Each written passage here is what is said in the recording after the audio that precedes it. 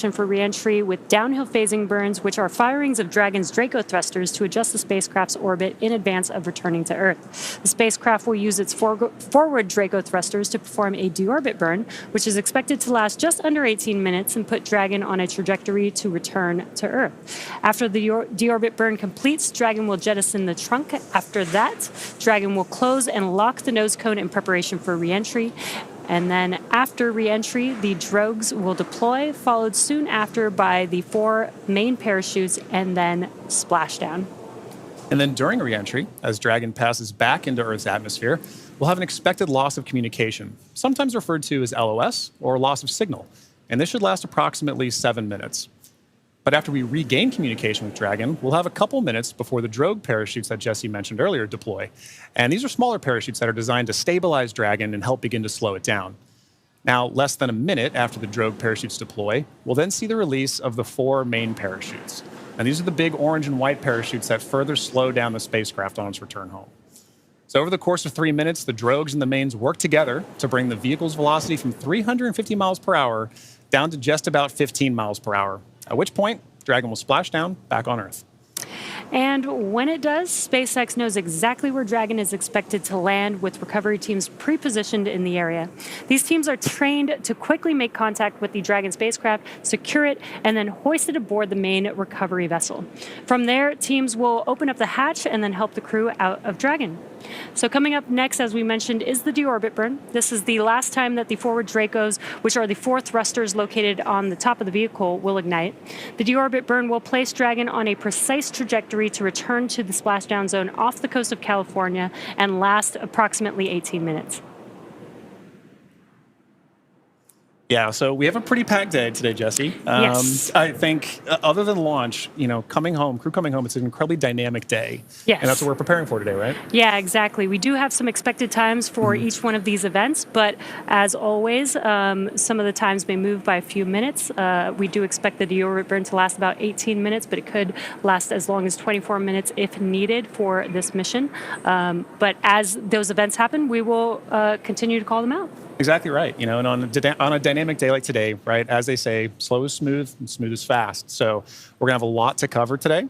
But much like launch day, we're excited about getting crew home, and we're excited to see, as they land, what we're going to be covering today.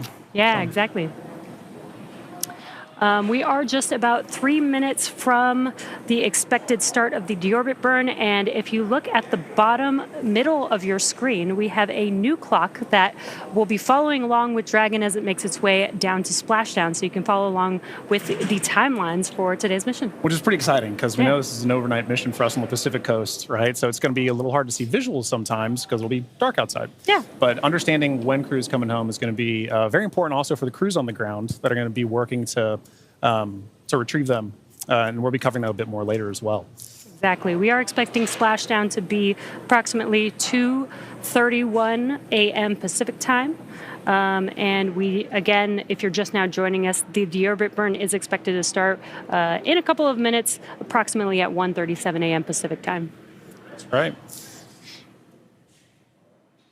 And again, if you've been following along with SpaceX and splashdowns, typically we've splashed down off the coast of Florida. Just recently, we have changed this trajectory to splash down off the coast of California, which I'm really excited about because we are expecting to splash down off the coast of Southern California. Yeah. I'm born and raised San Diego, California, so I'm really excited that Southern California gets to be able to see some of these potentially reentry burns of the Dragon spacecraft. I know. I kind of wish we were outside right now to be able to see that ourselves, and sadly we're not. But And what you could see on your screen is mission control here in Hawthorne, California. This is where the core who speaks with the crew the entire mission all the way through splashdown is in this room, along with all the rest of the responsible engineers monitoring this mission. They monitor the mission from the beginning, from launch, from the day of liftoff, all the way to splashdown. Yeah, and similarly in Houston, at Axiom headquarters, we have MCCA. That's Axiom's Certified Mission Control Center. You can see Axiom flight controllers, working in MCCA around the clock, same as what Jesse mentioned for mission control here in Hawthorne. We have 24/7 coverage in all of these control centers, and that's making sure that while crew's up there, we have them supported fully from the start of the mission to the end of the mission. And on a day like today, right, it's a very critical operation. We want to make sure that we're there supporting them as well. So we've got coverage all the way from their return and into landing. Yeah, a little cheesy, but teamwork makes the dream work. Working in tandem with Axiom Space and our SpaceX members here. Exactly right. We've got to do it together, and I love that we can work in tandem in each mission control and bring the crew home safely. Exactly right. And both of those control centers, like we said, work throughout the mission together. Right, on launch day, we have SpaceX's Mission Control Center here in Hawthorne working with Axiom's Control Center in Houston, as well as NASA's Control Center in Houston at Johnson Space Center and Kennedy. So we have all these launch complexes that work together, all these control centers that work together, and that doesn't change throughout the course of the mission. It really does exemplify the teamwork that we have to make missions like Axiom 4 happen, or AX4 happen. And all those flight controllers that we see there, they go through a rigorous amount of training to get to those positions, right? To be able to support crew and to be able to understand what crew's going through so that they know exactly what's going on in that mission in that time frame. Yeah, exactly. And we are still waiting for the deorbit burn or confirmation of the deorbit burn to start. It should be starting any moment now. Again, we're just waiting for the call out. We do expect it to last approximately just under 18 minutes for this deorbit burn for this specific mission. That's right. And if you're just tuning in, after that deorbit burn, we'll then proceed into a few more dynamic operations following that.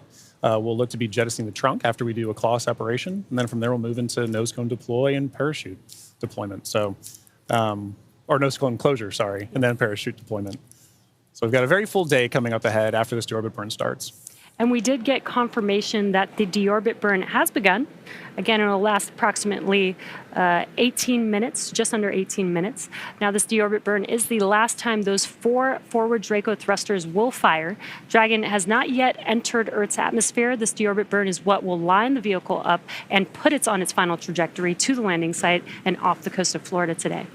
Right now, our crew are using their screens to keep tabs on the burn duration, Draco thrusters firing, and trajectory details like entry angle, spacecraft perigee, and how much distance remaining until deorbit burn termination. Dragon is flying itself. It is an autonomous vehicle, so all the crew has to do is stay strapped into their seats and keep tabs on things. Enjoy the ride.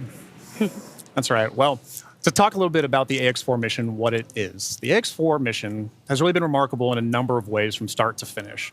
And each of these missions, like we talked about, demonstrate the amount of teamwork that we work on. But they're also iterations on the process of flying to and living on station.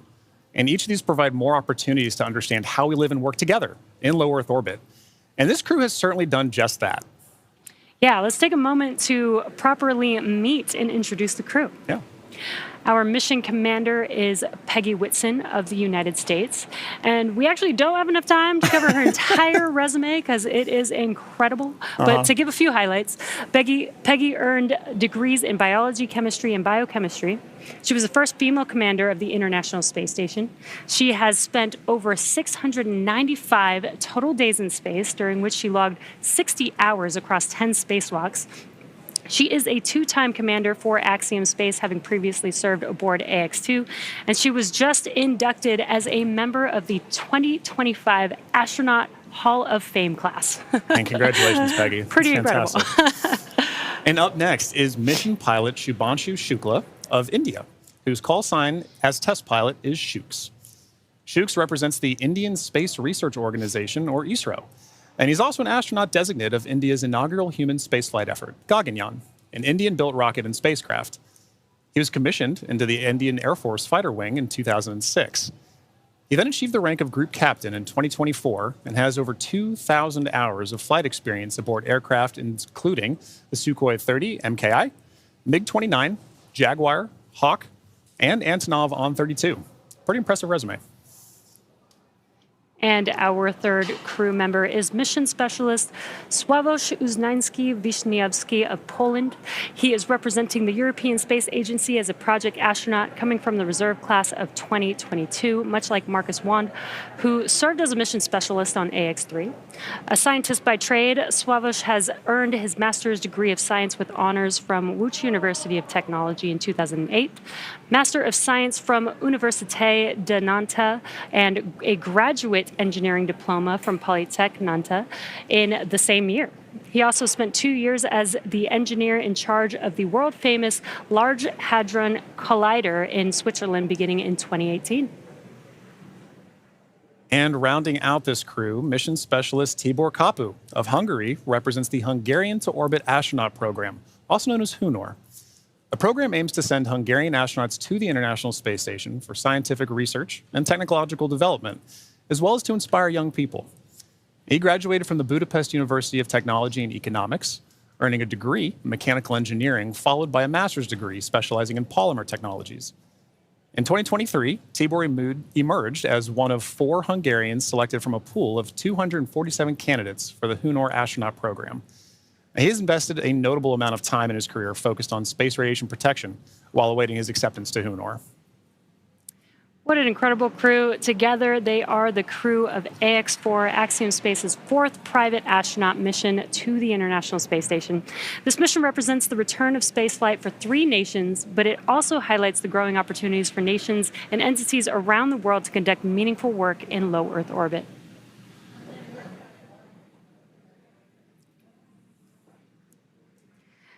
And we are, again, if you're just now joining us, the deorbit burn has begun for the crew, and this deorbit burn lasts just under 18 minutes. So we still have about 10 more minutes to go in this burn, and we are patiently waiting for that burn to conclude. Exactly right. And at the end of that burn, like we mentioned earlier, if you're just now joining us, we'll move into claw separation and trunk jettison before we move into nose cone closure and then parachute deploy.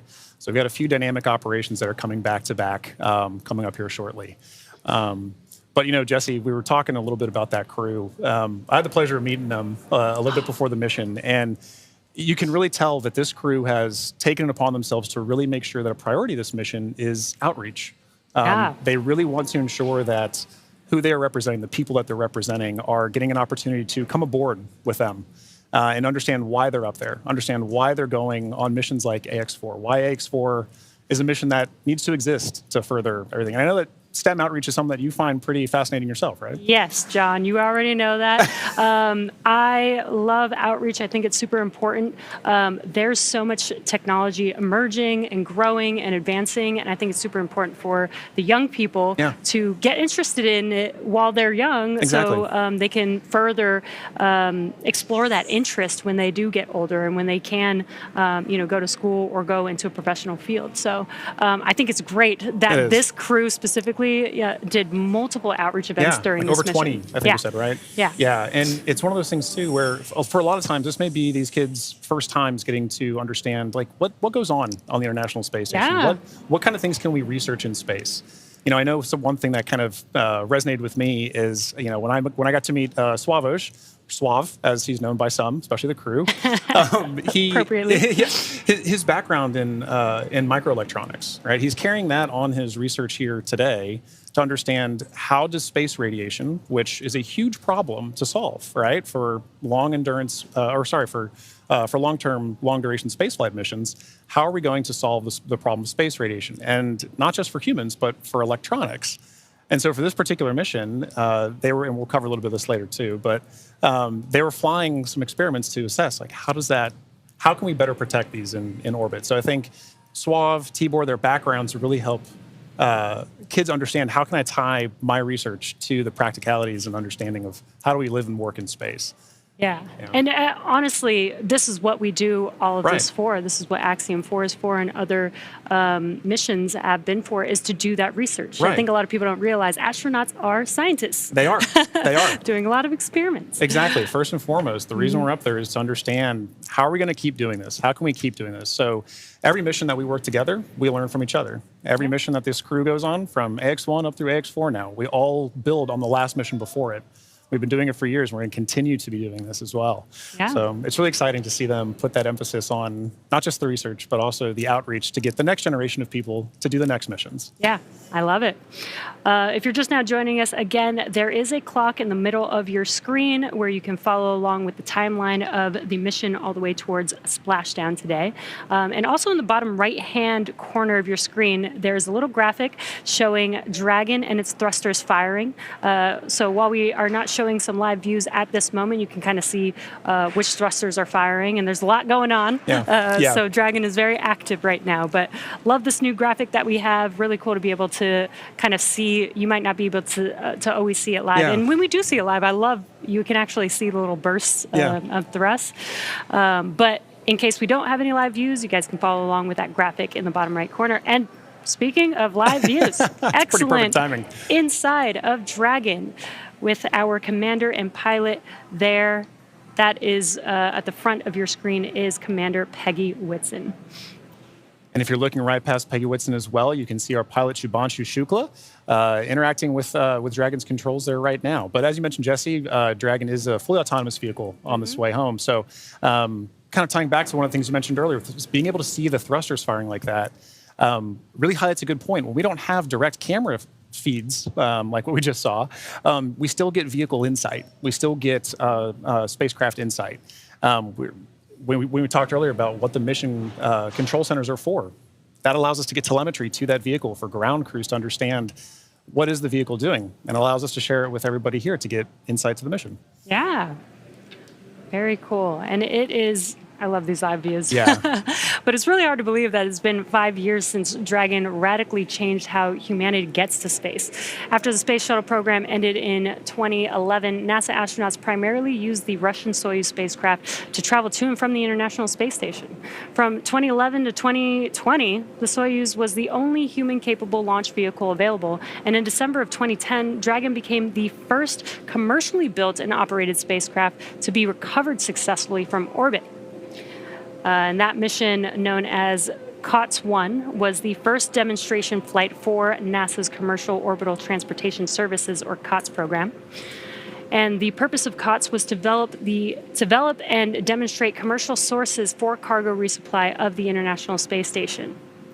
Now, fun fact, the Dragon that flew on this historic mission is currently actually hanging behind John and I in front of SpaceX Mission Control Hawthorne. And just 10 years later, in May of 2020, Demo 2 launched astronauts from U.S. soil for the first time in nearly a decade. Demo 2 was Dragon's first human spaceflight mission. The spacecraft, named Endeavour, carried NASA astronauts Doug Hurley and Bob Behnken to the International Space Station in the first orbital human spaceflight launch from the United States since the final space shuttle mission in 2011, and the first ever operated by a commercial provider. And I remember that day very well. Yeah. One of the most exciting missions, probably my favorite mission of all time, really. Yeah, and another fun fact about Endeavour too, that was the first mission for AX-1. Oh, That was the Dragon they flew on AX-1. Exactly. And this is a really cool view. I mentioned the graphic in the bottom right-hand corner, but you could actually see a similar graphic for the crew on board on their displays there. Exactly right. I mean, for crew situational awareness, it's incredibly important. So even though you may not be commanding the vehicle yourself, even though it may be in an autonomous flyer, having the insight to your vehicle systems is incredibly important for all crew members, let alone the pilot and the commander. So our commander, Peggy Whitson, and our pilot, Shubhanshu Shukla, are maintaining close situational awareness on the vehicle systems there, like we saw a minute ago, being able to watch thruster firings, understand where they are kind of on their mission home. Yeah, and they are sitting inside of Dragon. They're strapped into their seats, so they can't really see what's going on the outside, but they can hear the sound of the thrusters firing. It may sound a little bit different to them than here on Earth, but it also helps them, as they're monitoring, helps them understand what's happening, what those sounds mean. So again, that they have the full awareness of everything that's happening with the spacecraft. Exactly. Now, Now, alongside the NASA missions, Dragon has also flown several private missions to orbit. In September of 2021, on the Inspiration 4 mission, Dragon became the first private spacecraft to take an all-civilian crew to orbit. And the following year, Dragon flew Axiom Mission 1, the first all-private astronaut mission to the International Space Station in collaboration with Axiom Space. Now, the first of now 4 flights together with Axiom Space to take commercial crews from around the world to the International Space Station. In September of 2024, the Polaris Dawn mission delivered the first commercial spacewalk. And most recently in March, Dragon supported the From-2 and NASA Crew 10 missions. AX-4 is Dragon's second human spaceflight mission to splash down off the coast of California after From-2 returned Dragon recovery operations to the West Coast just this past April. And from that first crew mission in May of 2020 to Axiom 4 today, Dragon has supported 18 human spaceflight missions and flown 70 crew members representing 20 countries. Overall, Dragon has flown 53 missions, carrying over 300,000 pounds of cargo to space.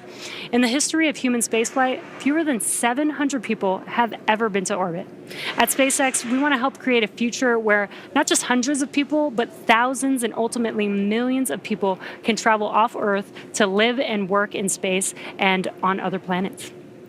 Yeah, Jesse, you mentioned basically all that lineage of the Dragon spacecraft, and it's sometimes easy to get lost in the numbers, but it really does highlight how we've built, same as what we were talking earlier for building on missions, right? We built to get where we are as a space industry with the Dragon flying, and it's allowed us to provide missions like AX1 up through AX4 together, like you mentioned, but collaboratively.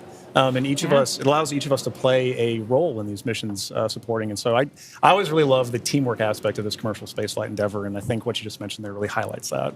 Yeah, and just the exponential growth. It's only been 5 years since SpaceX has been a part of this in history, and it's really cool to see how much we've been able to do. Exactly. And we are about 30 seconds or so away from the expected ending of the deorbit burn, so we should be potentially hearing that call out, but if we don't hear the call out on the nets, we will confirm when that deorbit burn is complete.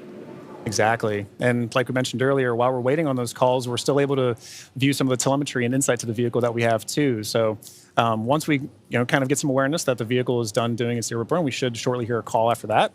But at that point, it's a good reminder that those calls, the telemetry, it serves as an operational synchronization point for all of us to kind of say, a major dynamic operation has just happened. Now, how are we going to regain the situational awareness to say, okay, everybody's back on the same page, so we can continue executing all of the flight procedures that we have. So. Yeah, exactly. And we are awaiting the conclusion of the deorbit burn.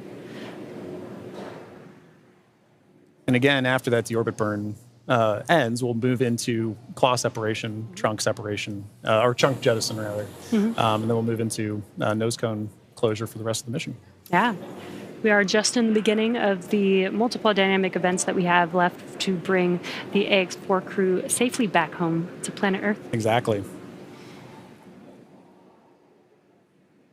And we do have our recovery ship Shannon waiting patiently in the Pacific Ocean. We do have a targeted splashdown zone, so the crew aboard the recovery vessel is there waiting, and once they splash down into the water, we'll send a couple fast boats, and then the recovery ship vessel Shannon will meet the crew, lift the Dragon spacecraft on board to the ship, help the crew get out of Dragon, and then they'll eventually do some medical checks, make sure that they're all good. Exactly right. Board a helicopter and take them back to land. Exactly right. I mean, like that is still a part of the very dynamic operations, and SpaceX and Axiom are both providing crew on the ground to provide in that work. So we have the retrieval of the crew and our Axiom. Dragon, SpaceX, deorbit burn complete and performance nominal. Trunk separation initiated. Awesome. Great news. We heard that call out. We heard that call out that the deorbit burn has completed. which is great news. We're moving on to the next events. So at the moment, Dragon is doing a couple of things autonomously. It's isolating the thermal control system fluid loops from the radiator. This system is what will help keep the internal temperature of Dragon temperate for our crew during reentry, as it does heat up a little bit on the outside of the vehicle. Next up, we are waiting for the claw to separate. The claw connects the trunk to the spacecraft, delivers power, telemetry, and fluids, and claw sep is the first step in trunk separation. And we did hear that call out for the initiation of claw sep. So that event is now in progress. We're waiting for the conclusion of claw separation. Nominal trunk jettison. And all of that just happened. Copy. Recopy. Claw separation as well as trunk jettison. There we go. And it's a good example of the kind of things that we're listening for on this phase of the mission really are back to back, and they're structured in a way that are very timelined, very expected. And so while we wait for those call downs, we want to be very cognizant of, is crew checking back in with ground, is ground checking with crew. But once the vehicle hits those certain points and the commands are retrieved, sent, executed, whatever, that we're waiting for those and we're expecting those. Yeah, and then we do have nose cone closure coming up in just about 3 minutes or so is what we are expecting. And in the background, Dragon is currently inhibiting those forward bulkhead Draco thrusters that we just used to complete the deorbit burn, ensuring it's safe to latch the nose cone shut for reentry. Also, the vehicle has initiated the nitrox suit purge. This will help keep the crew cool and comfortable during reentry, and which again is coming up in a few minutes, that nose cone closure in just about a couple minutes. Now at this point, the nose cone is preparing for closure. That's right. Yeah. And now for those of you just joining us, we are, as Jess just mentioned, we are in the phase of flight where we've now gotten good confirmation that the claw has separated, that the claw has retracted, and that the trunk has been jettisoned. And we're waiting for that nose cone to close. And a minute ago, we had good visuals inside the vehicle showing our commander, Peggy Whitson, and our pilot, Shubhanshu Shukla, engaging with those controls for the vehicle to maintain insight to understand where the vehicle is at this moment in time. And what you're seeing on your screen is a map of where Dragon is above the Earth. And again, it's making its way over, it's going to make its way over the Pacific Ocean to splash down off the coast of California. And you can actually see how close it is passing by the International Space Station there, which is pretty cool. Yeah. Again, it's amazing being able to actually maintain the kind of awareness we have on this, right? As you know, last night when we were tracking undocking, kind of understanding where Dragon is relative to station with regards to things like the keep out sphere.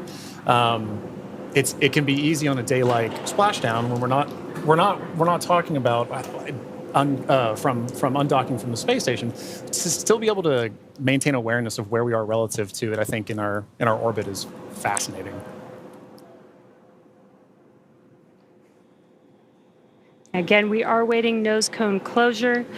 And if you've been following along SpaceX, reusability is extremely important to us. That is what nose cone closure is for. In previous Dragon designs, we used to jettison the nose cone, but being able to close the nose cone allows us to just reuse it. We actually don't necessarily need it on the re-entry, but it does protect the forward of the Dragon spacecraft during ascent, during launch, basically. That's right. Yeah, and being able to reuse that, I think, is an incredibly important aspect of what we're trying to do as we advance these missions, right? You take every mission and you learn from it, and you say, what can I do next with it? And so being able to now close your nose cone and keep the vehicle for next time is pretty important. Makes reusability and preparing for the next mission very easy. Exactly.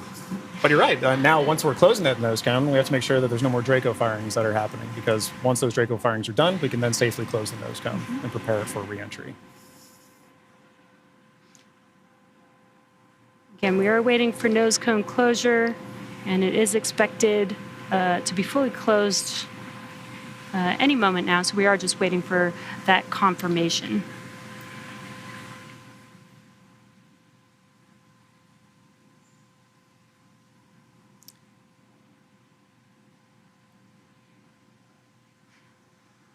And if you're just now joining us, the crew has already completed a deorbit burn, which lasted about 18 minutes long.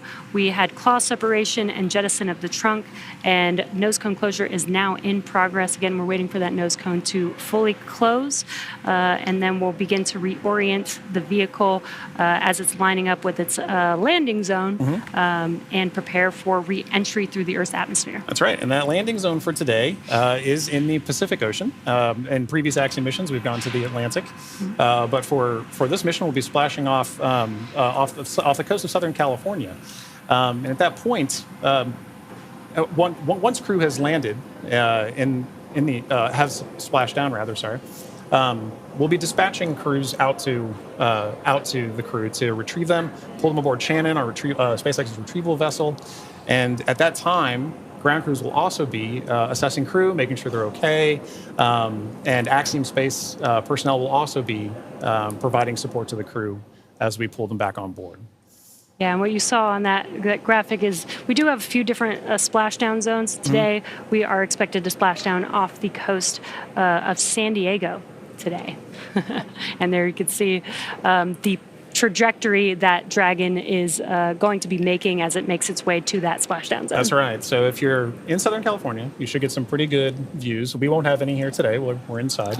But we will be following along closely, obviously. Once those parachutes deploy, we get good visual confirmations of crew. It's important to note that the ground crews will know exactly where Dragon is landing. Or splashing down, rather. And at that point, we'll be able to go out and retrieve them. But prior to that, you should get a pretty good view of Dragon coming in. Yeah. I think it's a pretty cool view. I've seen the videos, haven't seen it in person just yet. Hopefully one day I'll get to see re-entry of a crew. But if you're in Southern California and you go outside in about 15 minutes or so, you might be able to see it. That's right.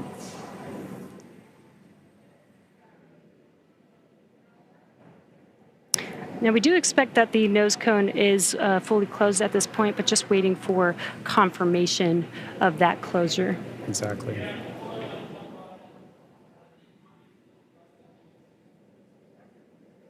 Again, the nose cone helps protect the forward bulkhead thrusters and just the forward section of the Dragon spacecraft during ascent. And closing the nose cone, again, just helps with recovery.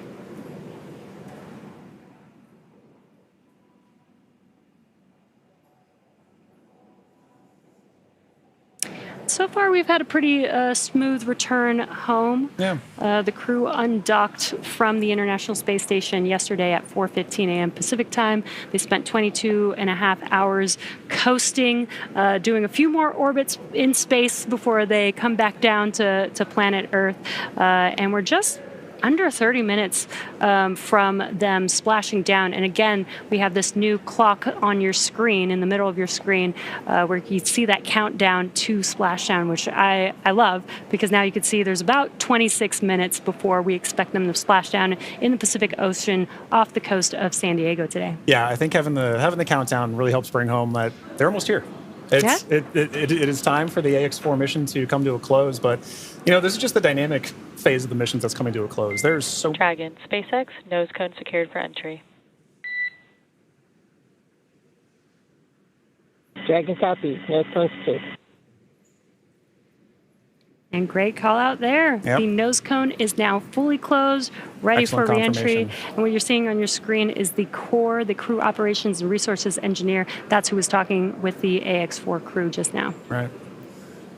Now, once it's time for our crew to splash down back on planet Earth, they'll be heading to one of several targeted sites supported by SpaceX. Until recently, Dragon recoveries primarily occurred off the coast of Florida. This year, SpaceX moved Dragon recovery operations off the coast of California to allow Dragon to complete its deorbit before safely jettisoning the trunk over the Pacific Ocean. AX4 will be SpaceX's second crew mission to splash down in one of the new locations. From 2 was the first in April earlier this year. The new splashdown locations are near Los Angeles, Oceanside, and San Diego. And spreading the supported sites across multiple locations helps to maximize the return opportunities for this mission and future crews, lowering the chance that we'll have to wave off due to bad weather. So our fully equipped recovery vessel Shannon is stationed in Long Beach, California, and is currently standing by to support splashdown today. That's right. And like you said earlier, we'll be expecting to have that splashdown right off the coast of San Diego, as you can see on your graphic there. So we take into account many different variables, including what landing sites have favorable weather. And SpaceX teams have selected the primary landing site, as we just mentioned, as San Diego.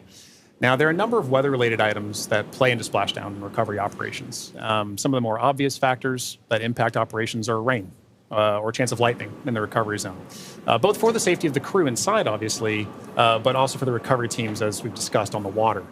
So we're looking for wind speeds that are less than 15 feet per second, or about 10 miles per hour, and relatively calm seas so that we can safely execute recovery operations. And these recovery operations include a lot, right? It's landing a helicopter on the recovery ship to fly our crew back to shore, but it's also pulling the Dragon spacecraft into Shannon, the recovery vehicle. Yeah, and as we've been mentioning, there are a number of variables and criteria that come into play, and they all help ensure safety of both the crew and the recovery teams. But weather conditions today are looking great in Southern California near San Diego, and for these operations, SpaceX closely coordinates with the United States Coast Guard to establish a safety zone to ensure public safety and for the safety of those involved in the recovery operations, as well as the crew on board the returning spacecraft. Now, multiple notices are issued to the mariners in advance and during recovery operations, and Coast Guard patrol boats are deployed to discourage boaters from entering the splashdown zones. And that's right. We really want to stress to the public the need to respect this safety zone. Recovering a spacecraft from the water is a hazardous operation, as you can imagine. And any other boats interfering in the area not only increases the risk to the astronauts in the spacecraft, as well as the teams working to recover them from the water, but also to those themselves who would be going out to see it. So for the safety of the crew, as well as your own safety, we recommend you sit back from home, watch and follow along the action from your TV, as the teams who have trained extensively do this. For final entry briefing, report when ready to copy.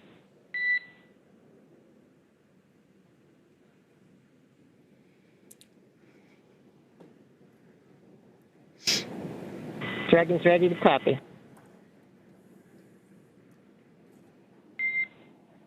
Dragon, I have no deltas to the previously briefed times. The vehicle is healthy, weather is still looking good, and recovery forces are on site. Predicted comm blackout starting at 0918 Zulu and ending at 0925 Zulu. How copy?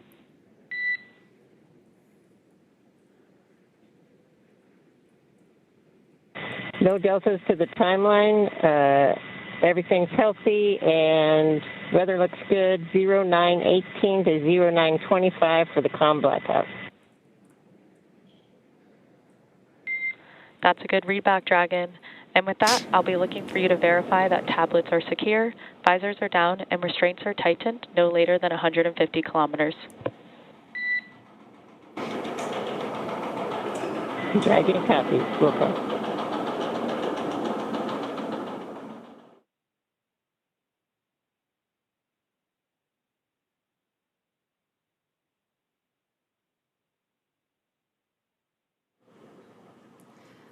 And we just had some great comms between the core and the crew. It sounds like everything is a go for splashdown.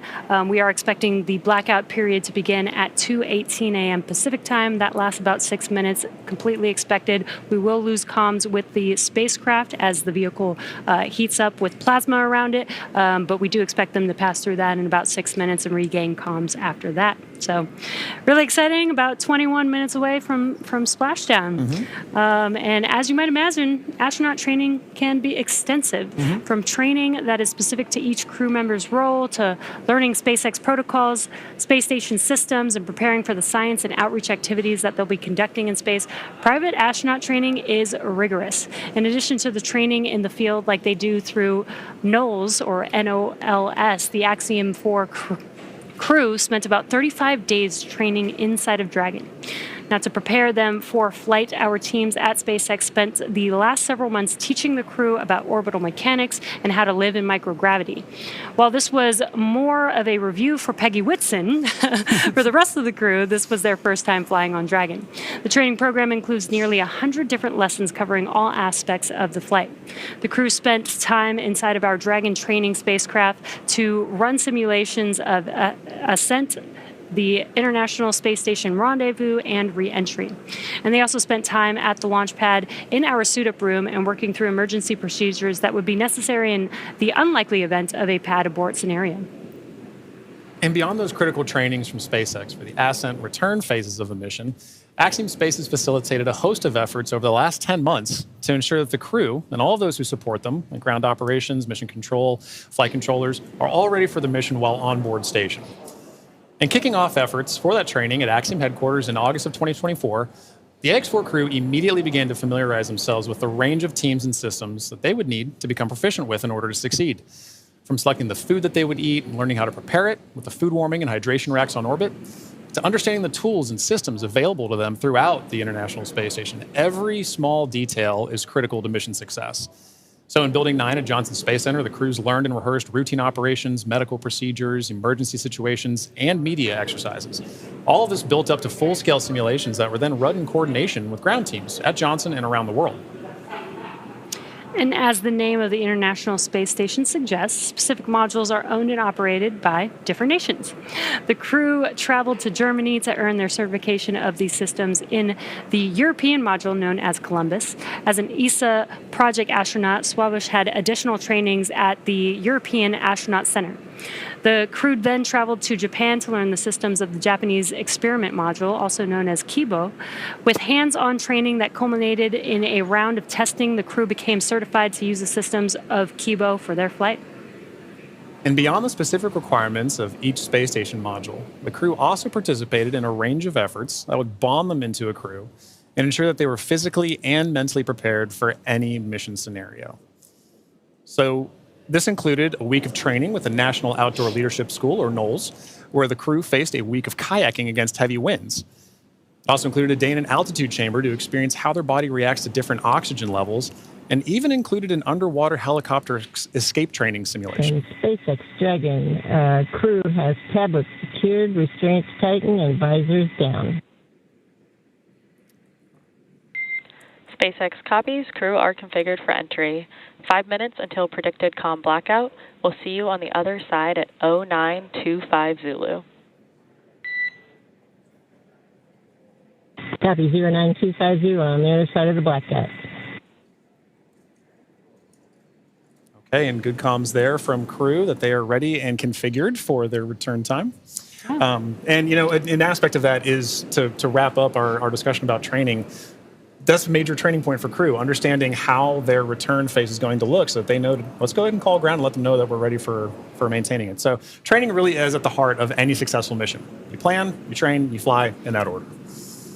Yeah, exactly. Training prepares every astronaut, even those very experienced like Peggy Whitson, and she also did retraining with the AX4 crew. It's important for the crew to train together. But this prepares them for any phase, any potential scenario in their mission. Exactly right. You know, and missions like this are important milestones for everyone involved, from the crew members who fly to those that they represent, to the host of scientists and engineers around the world who have an opportunity for their research or their technology to be tested in microgravity. Everyone learns from these missions. And for Axiom Space, this is at the heart of why we do these missions. We're building opportunities for others to advance what is possible and expand what is known. And we want to enable every human everywhere to take part in this. Now, after a beautiful launch on June 25th, the AX4 crew docked with the International Space Station a little over a day later, opening the hatch and greeting the Expedition 73 crew on June 26th. The crew shared some good words in a welcoming ceremony and an astronaut pinning that we don't have there, but did happen, before quickly getting to work on their extensive itinerary.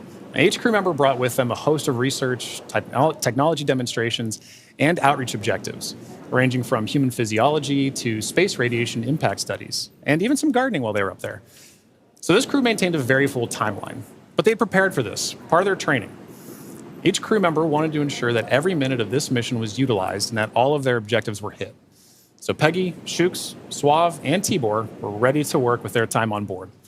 Over the course of 18 days on board the station, they accomplished over 60 research activities, as well as more than 20 outreach events. But as their time on station came to a close, the AX-4 crew participated in a brief farewell ceremony where they said their goodbyes to the Expedition 73 crew. And now for more details on the incredible work performed by this crew on orbit, check out axiomspace.com to see more.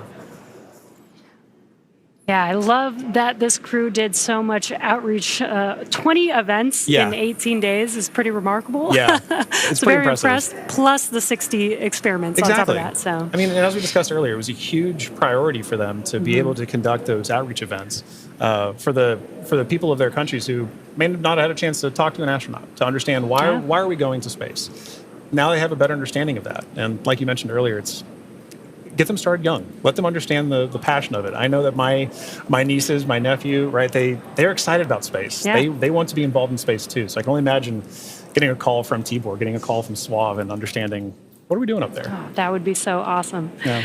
Now we are expecting that blackout period coming up here in just about a couple of minutes. Now this blackout period, this is when the Dragon spacecraft re-enters back into the Earth's atmosphere. What's going to happen is there's going to be a lot of plasma buildup as it's getting more through the atmosphere. And that plasma is getting to about 3,500 degrees Fahrenheit, building up around the spacecraft. So we will be losing comms. This is expected. Today we're expecting it to last about 6 to 7 minutes, and then we'll regain comms. And you'll probably hear the core after the expected blackout period time has ended. Make some comms, some calls to the crew until they regain the comms and get confirmation from the crew that they can communicate with each other. That's exactly right. You bring up a good point. An expected loss of comm, or sometimes you'll hear loss of signal, or LOS. It's an expected part of spaceflight.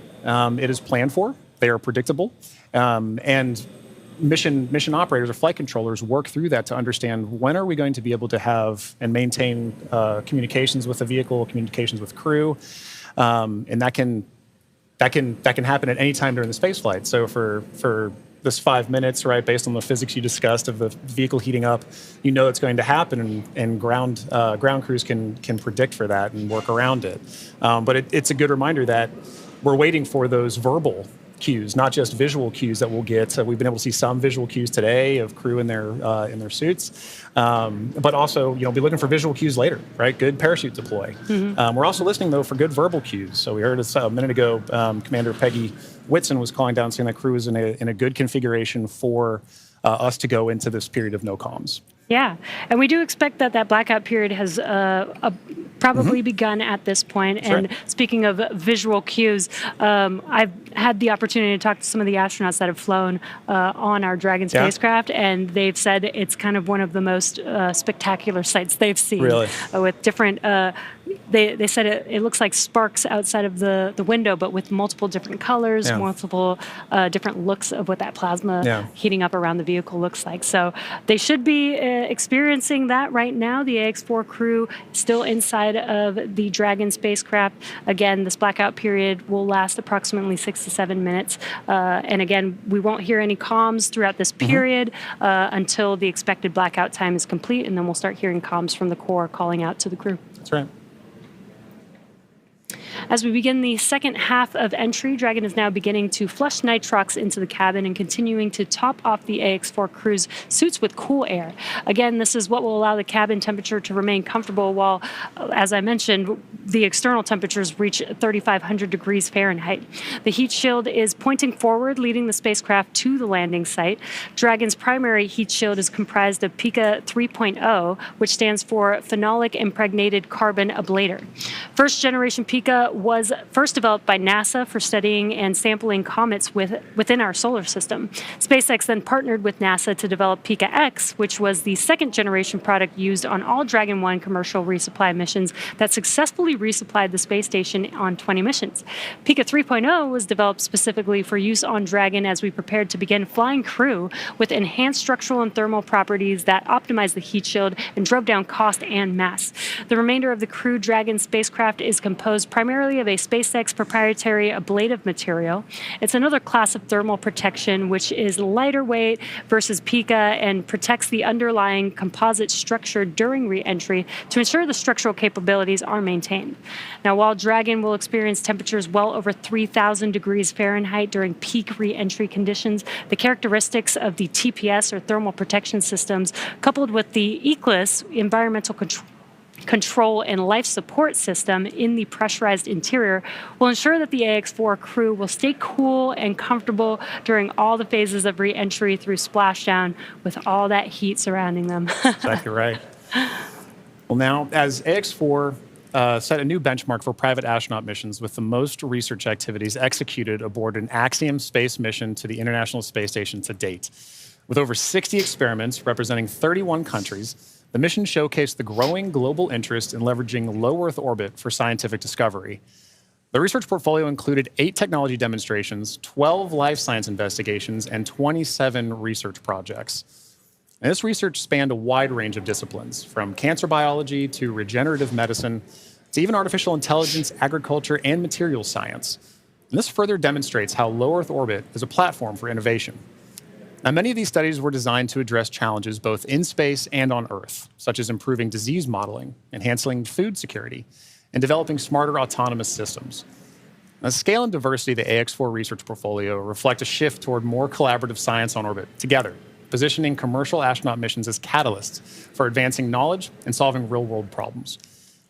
You know, Jesse, I think this is one of the most important things about a mission like this, is it allows us an opportunity to understand we have a number of problems that we're trying to address on Earth, and it is a unique opportunity to be able to go to low Earth orbit and understand some of the key aspects of that kind of research. And missions like AX-4 really allow for those kind of problems to continue to have momentum behind them to be solved. The International Space Station has been tackling so many of these problems for over 2 decades now. Yeah. And that research needs to continue. It needs to keep going. I think a lot of people don't realize that some of the stuff that we have that seem very simple and common to us here on Earth actually sometimes come from the research that happens in space. Exactly right. Exactly right. One of the things we were talking about earlier is a major aspect of long duration spaceflight is the radiation impacts. And I know for me personally, I thought one of the really interesting research topics or research experiments that was being conducted on orbit for AX-4 was looking at what are the different materials and properties that we can use to protect against space radiation.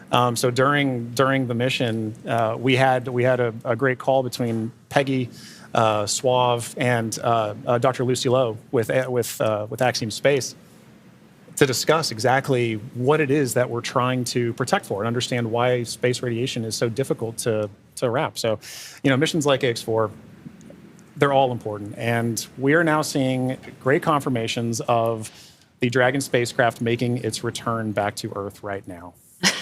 And while we are in a blackout period, this is an excellent view, seeing Dragon from the ground as it's re-entering back into Earth's atmosphere.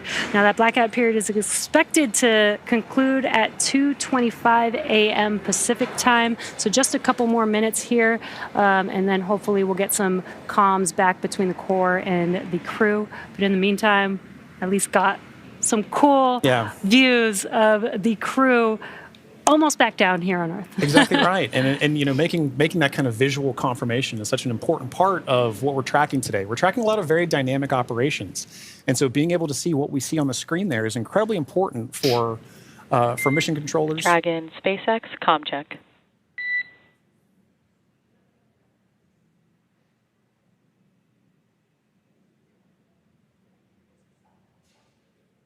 Again, we may not hear the crew until they do get those comms back, that acquisition of signal. Dragon, SpaceX, comm check.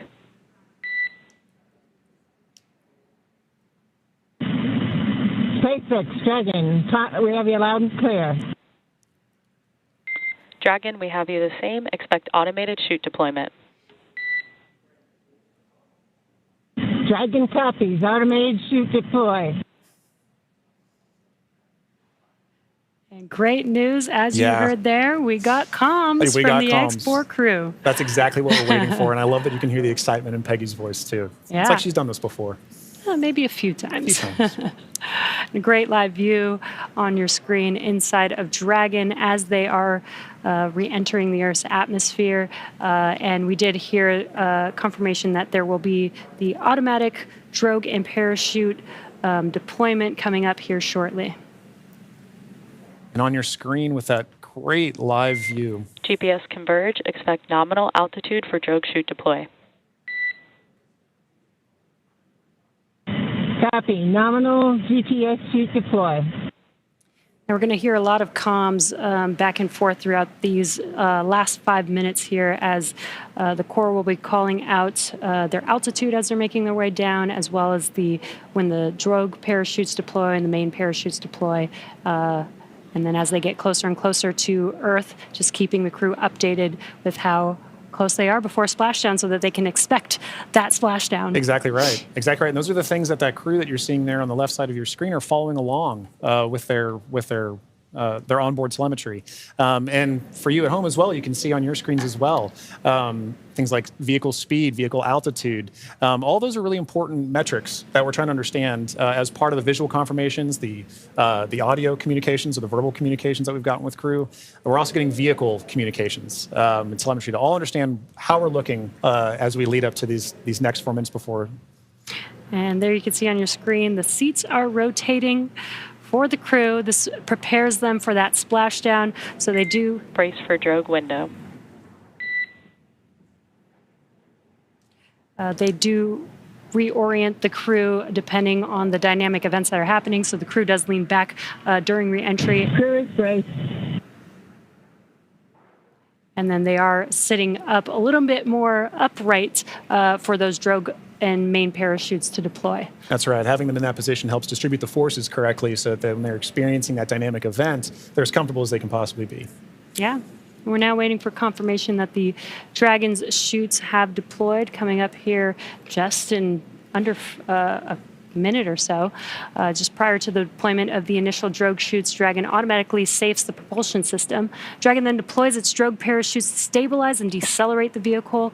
Then just before drogue deployment, seats automatically rotate to 26 degrees, which we just saw there, to keep the crew within acceptable G limits for entry and landing. And excellent view. Great view. Drogue parachutes are deployed.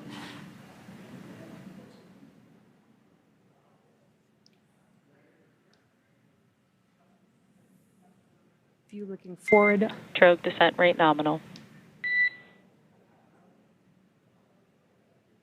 Descent rate nominal. Copy. Again, we're going to hear a lot of comms throughout this next 3 minutes here. This is looking forward on the Dragon spacecraft up at the chutes. Those drogue parachutes are fully deployed now, so we do expect those main parachutes to deploy here shortly.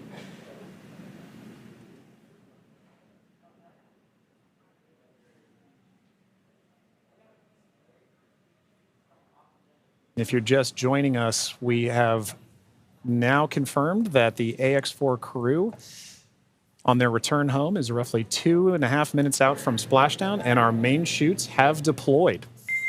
Main chute descent rate nominal. Copy. Main chute descent rate nominal, 1,000 meters for Dragon. We copy 1,000 meters. Great visual confirmation as well as those comms that the 4 main parachutes have deployed. Again, we are going to be slowing down the vehicle from 350 miles per hour all the way down to just about 15, 16 miles per hour by the time that the vehicle touches down and splashes down into the ocean. Exactly right. You mentioned these beautiful visual confirmations that we're getting. An important aspect of today's specific splashdown is that it's occurring at night. That's Dragon 800. Copy 800 meters.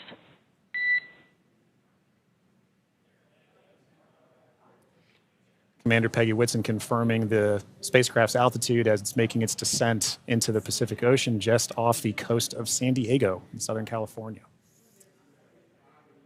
Yes, love that it's coming off the coast of my hometown. 600 meters. 600 meters. And at 600 meters, we're just under a minute before that expected splashdown.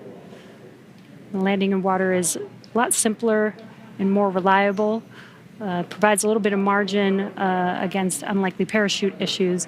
We did have to learn how to make Dragon waterproof as we are splashing down into the ocean. But SpaceX copies 400 meters. Reminder to brace for splashdown.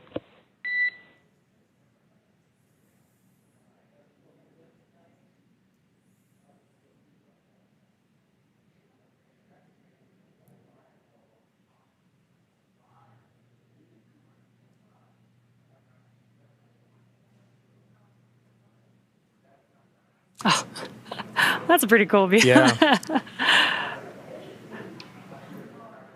right. Maintaining the vehicle's signature through things like cloud layer and any kind of atmospheric disturbance allows us to maintain visual contact with the vehicle as it's making its final descent towards water landing.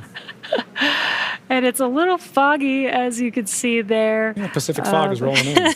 We've got some very bright lights as Dragon, you can see the ocean there. Dragon is about to touch down in just a few seconds here. And working their way towards the vehicle are the SpaceX and Axiom support teams that will be present for the next phase of our splashdown coverage today. At this point, we'll be waiting for confirmation of the crew's safe landing, and then we'll move into the phases of this mission, which are really, let's recover the vehicle, let's recover the crew, let's make our assessments, and at that point, we'll be covering. And we have splashdown of the AX-4 crew back on planet Earth. Welcome home.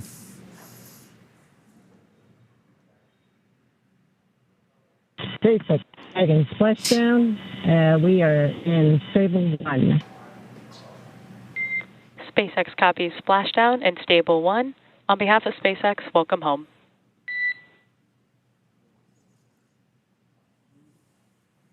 And thanks for the great ride and the safe trip, and Grace is happy to be back. We are happy to have you back home safely as well.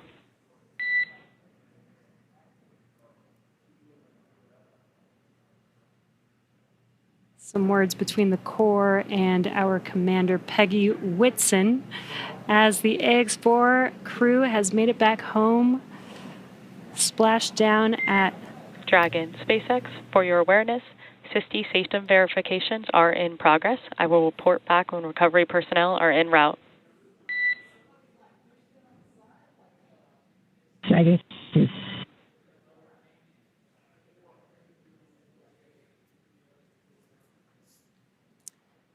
Yeah, so now you can see a couple fast boats are going to be approaching the Dragon spacecraft. They're going to start with making sure that the spacecraft is safe. They're going to do some sniff checks. They're going to pick up those main parachutes. As Dragon splashed down, the chutes were immediately cut to make sure there's no safety issues there. So we'll pick up those main parachutes up.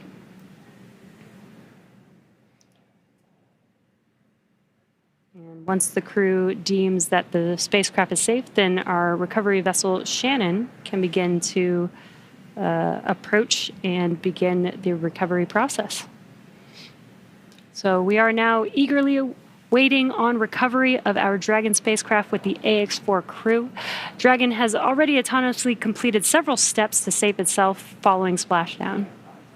So for those of you just joining us, the return of AX-4 has gone smoothly so far, and we just got great confirmation that crew has splashed down. So Dragon successfully re-entered the Earth's atmosphere, followed by deployment of its parachutes to slow the spacecraft down to a gentle 15 miles per hour. And at that point, they successfully splashed down in the Pacific Ocean at 2:31 a.m. Pacific time, off the coast of Southern California. So at this point, like you mentioned, Jesse, we are just waiting for Dragon's recovery from Shannon. Yeah, upon detection of landing, Dragon automatically releases the main parachutes to prevent wind from pulling the spacecraft. Dragon then automatically saves any pyrotechnics still present on the vehicle and may automatically perform additional minor system reconfigurations. The astronauts remain seated and in their suits at this point, but the onboard air conditioning keeps temperatures in check inside the spacecraft, and the communication system Systems on board remain powered so the crew can continue to communicate. And as we're watching, SpaceX has 2 fast boats in the recovery fleet, which move very quickly to get to the splashdown point. And those are being followed by Shannon, the main recovery vessel, which will move into position upwind of the spacecraft. The 2 fast boats have very specific roles here in these operations. The first fast boat makes initial contact and is focused on immediate safety inspection of the vehicle, checking for vehicle integrity and any presence of hypergolic propellant vapors. This ensures that it's safe for Shannon to approach the Dragon spacecraft. Now, once Dragon is cleared for full approach, the team begins rigging the spacecraft for water recovery by the recovery ship. The second fast boat is responsible for parachute recovery and also serves a redundant boat to the first. So we'll see a team member. We'll also see a team member on a jet ski helping to gather up the now detached parachutes that you mentioned came off, Jesse. Yeah, and it'll take a little over 10 minutes for the recovery crew to complete their safety checks. Then once they're complete, the team will begin preparing Dragon to be lifted into the recovery vessel. As part of the preparation for this lift, one member of the recovery team will climb on top of the spacecraft so that they can attach Dragon's hoist rings and connect the lifting lines. Now, it will take us less than an hour to raise Dragon to the recovery boat and remove the crew from the spacecraft. And then after medical checkouts, the crew will return to shore by helicopter and then be flown back to Houston. That's right. And each of these next steps are entirely dependent on the status of the crew. Axiom Space's Dragon SpaceX, we have pulled go for recovery personnel approach. Expect fast boats alongside in 1 minute. Dragon copies. We'll be waiting. And with that call from Core to Commander Peggy Whitson, you can see now the fast boat making the 2 fast boats making an approach to the Dragon that you see in the middle of your screen with that flashing green beacon. Now, as we mentioned, Axiom Space's chief medical officer is on the main recovery ship Shannon and is ready to put eyes on this crew for the first time since they departed quarantine together. And our medical teams will be with them every step of the way home.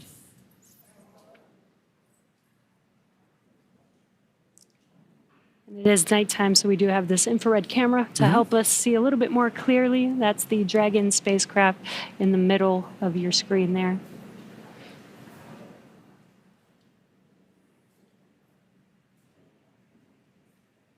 These SpaceX fast boats are now making initial contact with the Dragon spacecraft. Excuse me.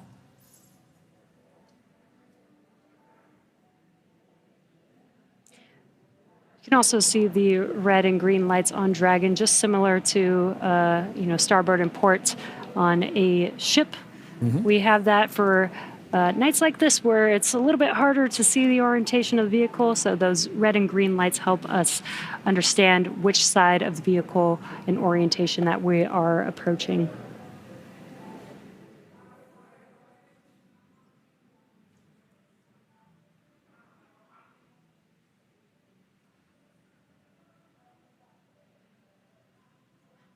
And it does look like they are pulling a main chute out of the water there. Again, those detach immediately as soon as the spacecraft splashes down. This helps prevent the wind from dragging the spacecraft after it's splashed down and helps keep the crew safe.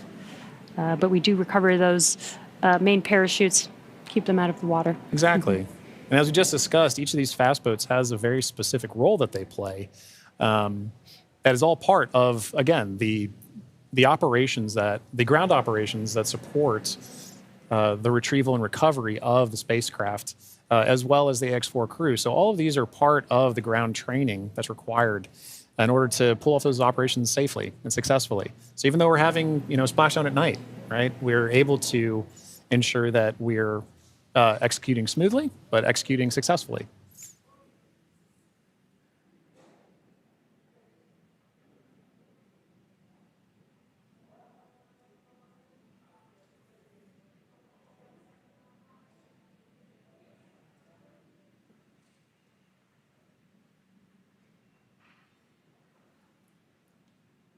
We're now looking at some additional views that we're getting in of the fast boats making their contact with the Dragon spacecraft.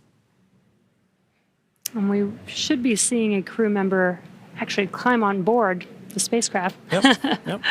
Do some final safety checks, and then help begin setting up the rigging for the spacecraft to be lifted out of the water.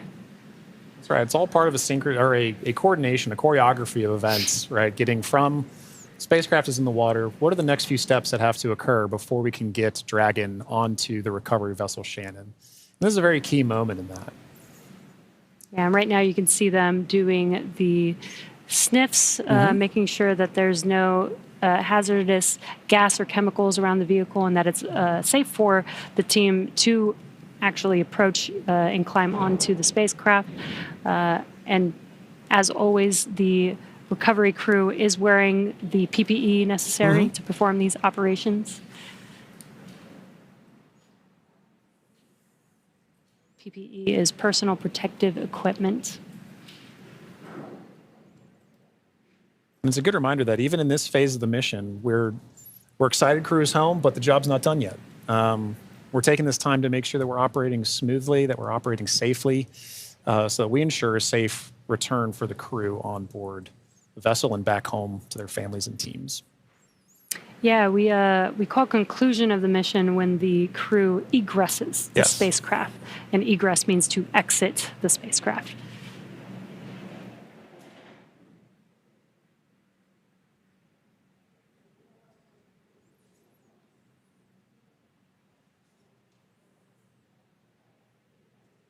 Got some calm waters there, which is great. Yes, exactly what we're looking for. Southern California, southern Pacific Ocean, as we splash down off the coast of San Diego today. Dragon, SpaceX, hypergol sweeps, and unfired ordnance checks are nominal. Rigging is in progress. Approximately 5 minutes until capsule lift. We have SpaceX flight surgeon standing by. Please confirm crew are ready for post-splashdown PMC. Dragon, copy go, and we are ready for post-PMC. Copy that, Dragon. The next call you hear will be from flight surgeon on Dragon to ground privatized.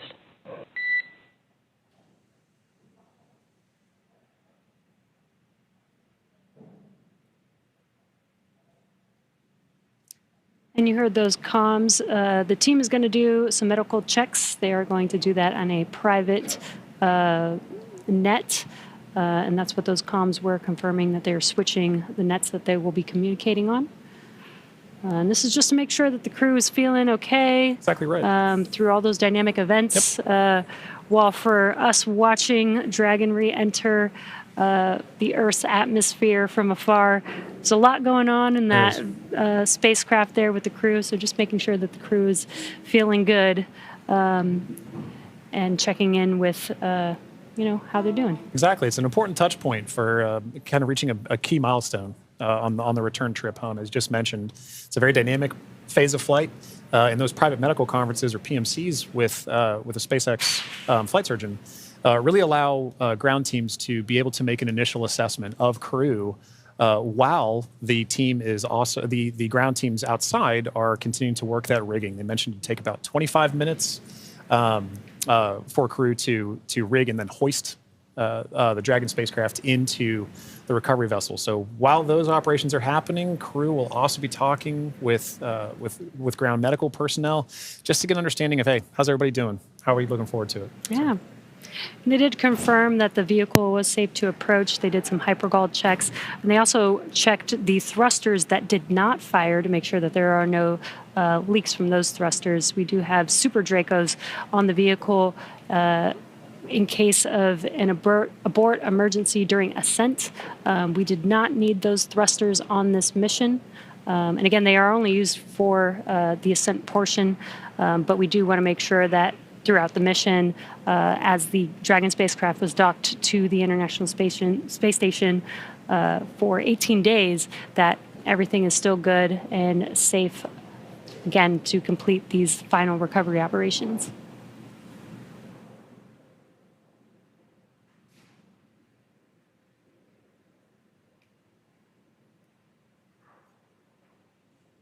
And again, it's a little dark because it's very early morning, but you can see the little window on Dragon and the light. Through it. Yeah, the little light inside there as the crew is patiently waiting recovery operations. It's a very different view that they're having outside that window than they had for their flight up and their flight home. Yes. But all the same, I'm sure that they're also glad to say, hey, we're home. If you're just joining us from home, you are seeing live views of the Dragon spacecraft that has returned home from the Axiom 4 mission. After launching on June 25th, the Axiom 4 mission... Dragon, SpaceX, Dragon to ground is now unprivatized. Com check. We have you loud and clear on Dragon ground. Copy, Dragon. We have you the same.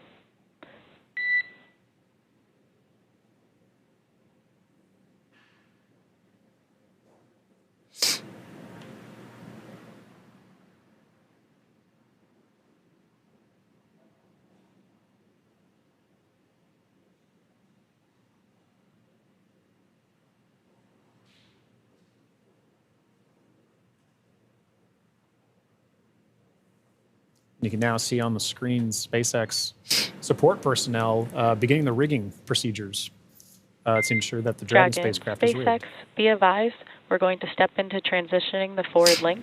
COM will be unavailable for approximately 5 minutes. Rigging continues nominally.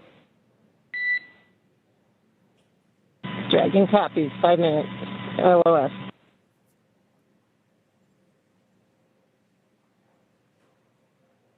Again, the Corps just keeping the crew updated with the operations that they're performing. They won't have comms for about 5 minutes, but rigging is continuing, as we can see there, with the recovery crew member standing on top of the spacecraft. Yeah, working very important procedures for the next phase of the AX-4 mission.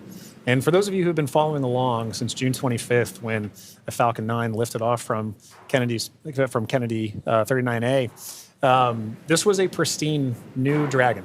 That crew had the privilege and the pleasure of naming Grace. And now that it's gone through its first mission and landed back safely in the Pacific Ocean, you can see exactly what the spacecraft goes through on its return home, but very much a sign of a successful mission.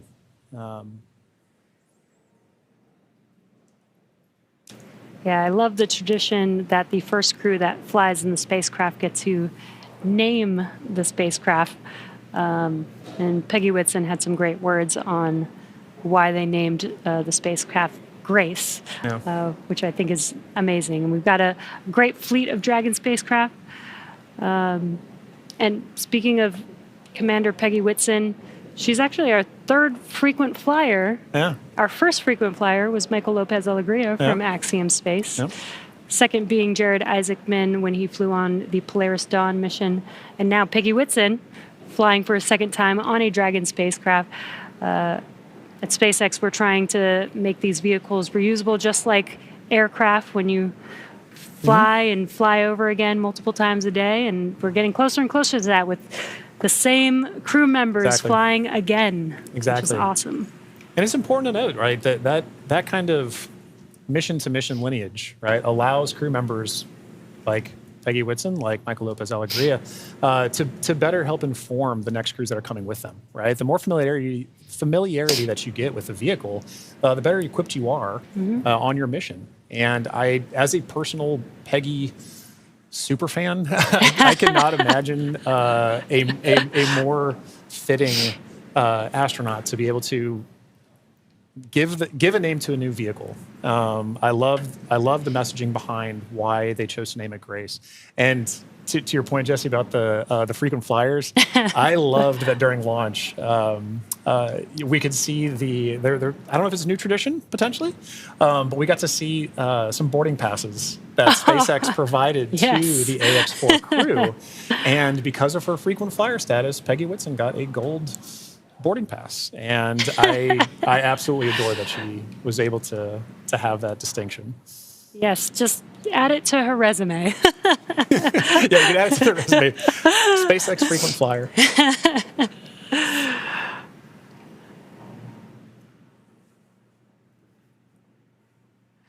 Yeah, I love the boarding passes. Again, always trying to make it as common as aircraft, planes that we fly on every single day. Exactly. And we're still just in the beginning, but I feel like we've made a lot of progress in the last 5 years, and we still have a lot of new things, new missions, and improvements that we want to make to, future spacecraft and launch vehicles. So I'm excited for the future. I really do believe that we could get to aircraft, plane, regular flight, multiple flights a day within our future. I think we can. And, human spaceflight it's a team sport. And it is something that you are always learning from. No matter how commonplace any of these missions get, right? There is always the amount of training that you put into it to execute that plan, train, fly mentality. And being able to perform these missions, being able to say that Peggy has flown on multiple Dragon spacecraft at this point, kind of highlight that every time she's going to still go through the same training that she did for the last mission. That all these crew members, that all of the ground support personnel are going to be ready to support missions like these from even well before crew is on the launch pad, all the way through splashdown, pulling them onto the recovery vessel here for the Dragon spacecraft. And you can see on your screen both the fast boat and the recovery vessel Shannon making approach to Grace, our Dragon spacecraft.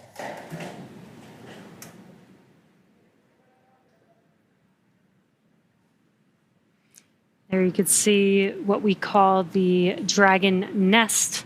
When the spacecraft is lifted up out of the water, it's going to seat into that ring that you see there at the end of the recovery vessel there. And once the spacecraft is nestled into the nest, it'll translate to a deck that meets the height of where the hatch on the Dragon spacecraft is. That'll enable the crew to egress or exit the spacecraft easily onto a platform in the recovery vessel. And talking about the crew, Jesse, we've mentioned this idea of this kind of understanding the aspects of spaceflight, as mentioned earlier, being able to do STEM engagement on the mission, but also being able to spend time and honestly, your crew commander being somebody like Peggy Whitson. For Shooks and Suave and Tibor to be able to take that knowledge back to their respective space agencies and to their countries is a huge step forward for what you just mentioned earlier about making sure that that human spaceflight as a team sport continues for everybody to understand what's going on, because now Shooks and Suave and Tibor have a very important distinction, and they now have a very unique perspective on what it takes for a human spaceflight mission to occur. as first time astronauts, they're going to take back all that knowledge from their time on the International Space Station and be able to make huge impacts with their space agencies and their countries. Yeah, I'm sure they learned a lot from Peggy Whitson, but also the other crew members that are currently on board the International Space Station. They got to interact with so many different people with diverse skills. Exactly. And 18 days is quite a long time in space. It is. So it's a good amount of time. I believe this is the longest duration for an Axiom space mission so far. That's right. We heard a lot of those kind of sentiments shared between the AX-4 crew and the Expedition 73 crew currently on the International Space Station during their farewell ceremony, during their undocking last night. It really kind of underscored the aspect of once you're up there, once that hatch is open, it's all one team. Mm-hmm. It is. Like we keep saying, it's a team sport, but once they were in there integrating with the Expedition 73 crew, that AX-4 crew was learning so much more. And it was highlighted in everything that they were able to execute, right? We mentioned earlier over 60 research projects, over 20 STEM engagements, outreach events. Over 18 days, that's an incredible amount of time packed into their timeline, just coupled with sleeping and being there, but also like the aspects that they're not timeline, but engaging with the crew, sharing cultural touch points, understanding each other, getting to learn each other. And they did have the benefit of getting to meet this Expedition 73 crew before their flight. So by the time they were opening that hatch, they kind of knew each other. And I think it's an incredible aspect of this mission for sure. That's so awesome. Yeah. I wonder what their comms were. I'll meet you in space. Exactly right. I wish I had the ability to say that. That'd be so cool. One day when we're all able to fly in space. All right, sounds good. I'll see you in space then. See you in space, John.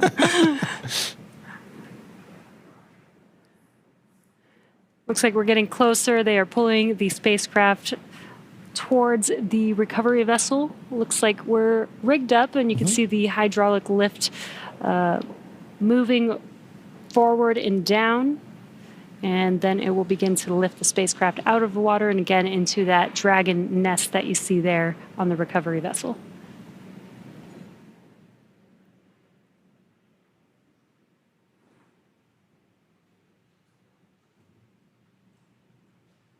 I think one of my favorite parts is the recovery crew that's on the spacecraft gets to jump into the ocean when they're done. Yeah. And it's nighttime in the Pacific, so it might be a little cold. We'll be a little chilly. But definitely a unique part of the job. Exactly right. And you can see all the support crew. There was just a fast boat on the screen that made its way off screen there, but you can see the number of support crew that's kind of going into supporting an operation like this. It may look like it's not happening very fast, but there are a lot of steps that each of these crew members are responsible for ensuring that the Dragon spacecraft is pulled into that nest safely but smoothly, and they're working towards that now. There he goes. Love that. Despite the freezing temperatures, it looks fun. And he got out of the water pretty fast, so I think you're right about that.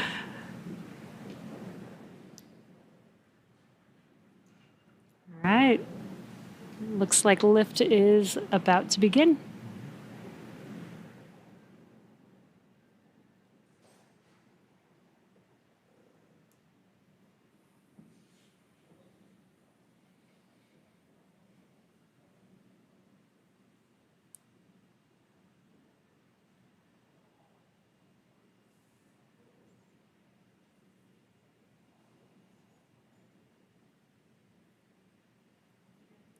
Those of you just tuning in, the AX-4 crew splashed down off the coast of Southern California a little under 30 minutes ago.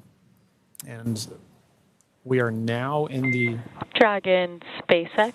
Rigging is complete. Stand by for capsule lift. Dragon copies. Dragon SpaceX, capsule lift in progress, brace. good verbal confirmations there and visual confirmations that we're getting a successful lift. Dragon copies. Again, those comms, crew can't see what's happening outside of the spacecraft, so letting the crew know what's happening so they understand, you know, the vehicle moving, what those different feelings are with the spacecraft moving around. Trying to give crew some level of situational awareness of where they are and where they're going next. So Dragon will remain in the nest during the crew extraction and for the journey back into port. The spacecraft is currently was just lifted, as you saw, and set on the nest. And from here, it'll be centered and oriented. And then from there, Dragon will be translated into the hangar underneath the helipad aboard the ship so that we can then open the hatch. And once open, a SpaceX medical doctor will be the first one in to check on the crew to see if they are ready to egress out of the vehicle. And as we noted earlier, Axiom medical teams are also on the recovery vessel working in tandem with SpaceX staff to assess and assist the crew. The astronauts will egress, or what we call exit, from Dragon's side hatch, pending spacecraft orientation in the water. Before opening the hatch, the spacecraft's cabin pressure must be equalized with the outside environment. Now, once the hatch is opened, that will be the Axiom 4 crew's first breath of fresh air since boarding Falcon 9 at the start of their mission on June 25th. And that will be an exciting moment for the crew, I know. But for the crew and also for the ground crews, getting that first confirmation of of your crew exiting the spacecraft, getting good medical checks, and then coming out and giving a thumbs up is something everybody wants to be able to see, and we'll be able to see it soon. Yeah. And it looks like the spacecraft is nestled into the nest. Dragon, SpaceX, welcome aboard the recovery ship. Apology for the delayed call earlier. We are still working to transition the forward link. Recovery personnel are completing their final checks, and I will let you know when we are ready for translation across the deck to the egress platform.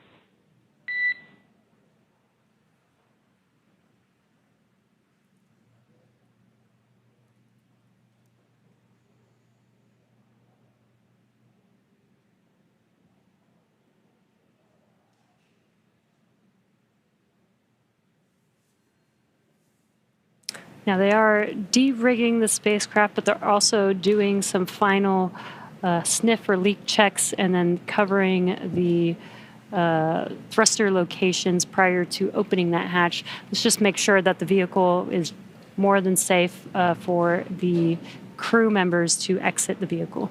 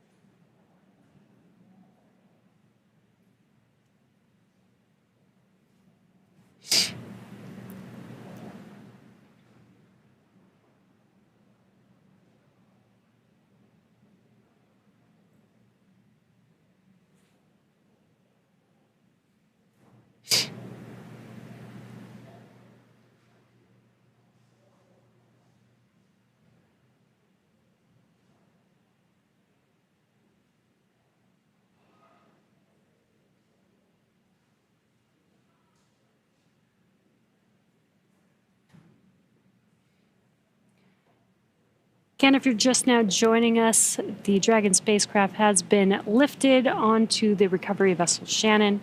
Now the recovery crew is safing the vehicle. They're putting some covers on the thrusters of the vehicle just to ensure, now that the spacecraft is no longer in operation, we don't need those thrusters. They did some sniff checks before they put some covers on it. SpaceX, comm check. We have you loud and clear in Dragon. Copy that, Dragon. We have you the same. Welcome aboard the recovery ship. We are working to troubleshoot the forward link transition. Stand by for translation across the deck. I'll let you know when we're ready for that. Okay, copy.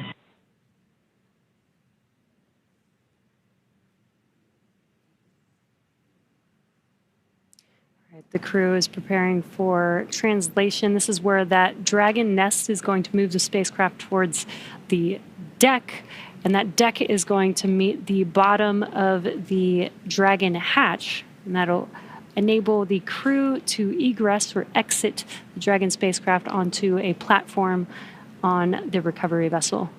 And again, the recovery crew looks like they may have finished safing the vehicle in preparation for that translation. As you mentioned, Jesse, that hatch that you see right in the center of the spacecraft, when we see crew egress from that, SpaceX medical personnel will be there to assess crew and assist them along with other ground support crew out of the spacecraft. And at that point, that will be our first time being able to see the AX-4 crew since their liftoff to the International Space Station on June 25th.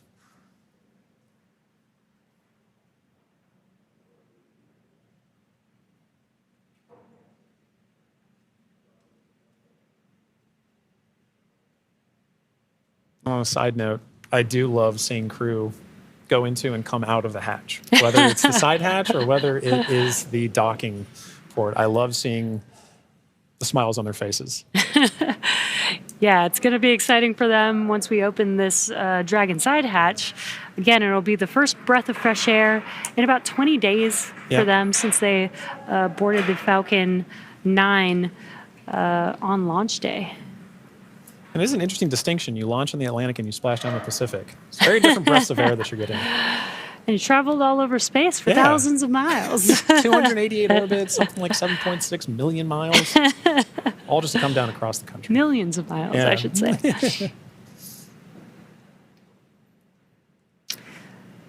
It's definitely a great passport to have. It is.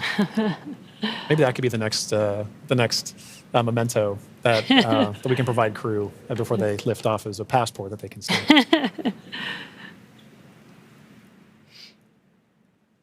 I think the locations would be orbits. That'd be really cool. Outside of Earth. Yeah. Earth orbits, low Earth orbit.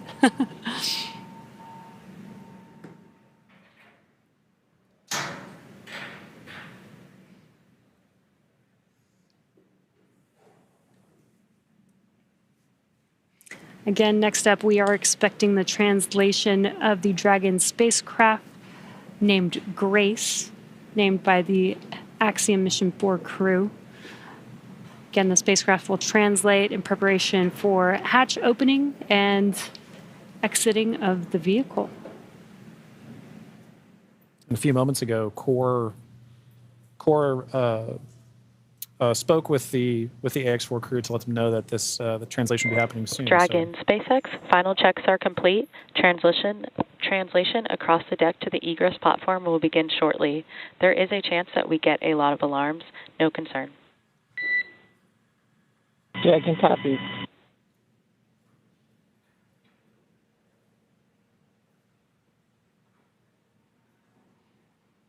And we have movement. Translation is beginning.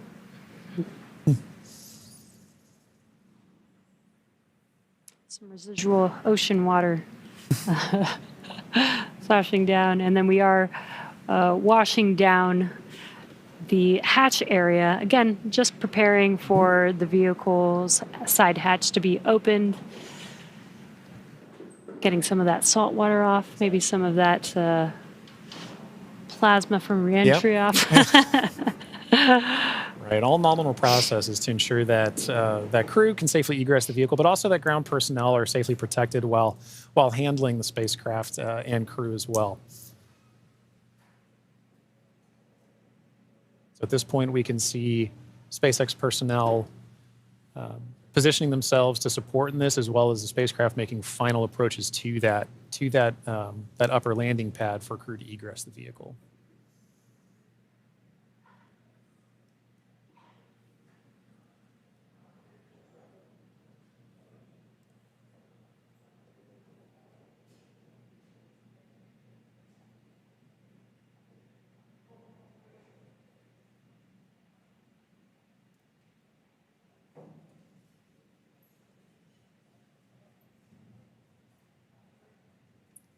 After that freshwater wash down of the hatch area, we're seeing some final wipe downs as well.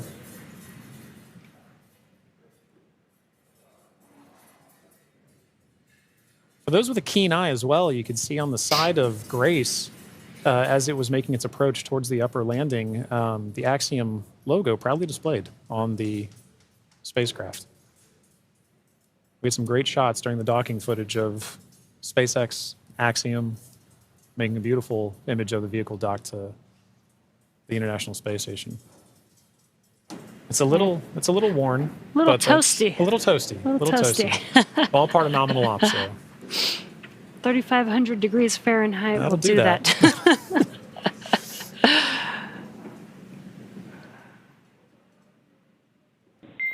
Dragon SpaceX, standby for side hatch opening and egress of some smiling faces. Here we go. All right, we're looking forward to it.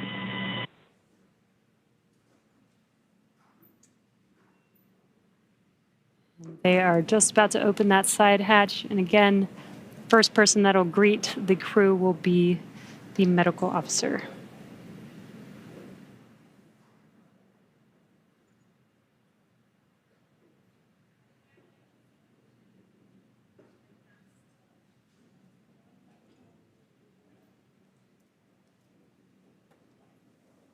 The hatch is open, and ground crews are making first contact with the Axiom 4 crew.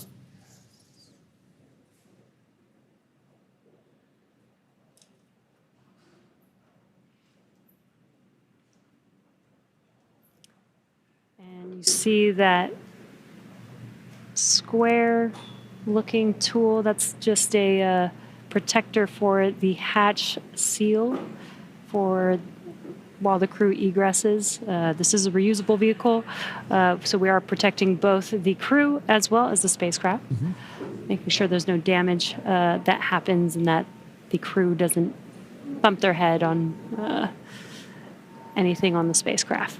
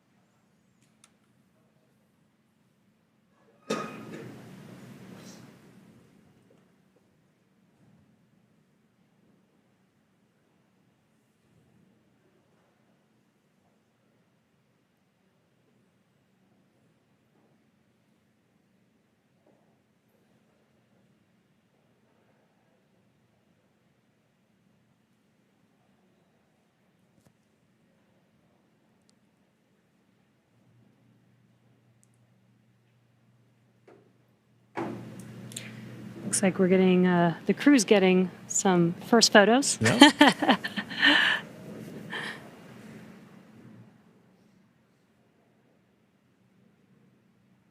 That's a good sign that they had good initial comms with medical personnel. So this time we are now just, if you're just joining us, we're waiting for the AX4 crew to egress or exit the Dragon spacecraft, also known as Grace, as part of the conclusion of their more than 20-day mission to the International Space Station.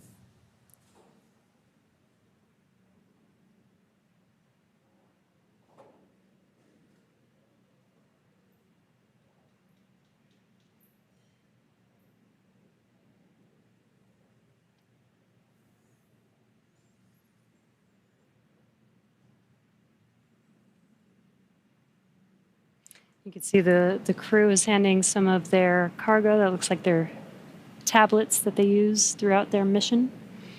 Making it a little easier for crew to make their way out of the spacecraft as well.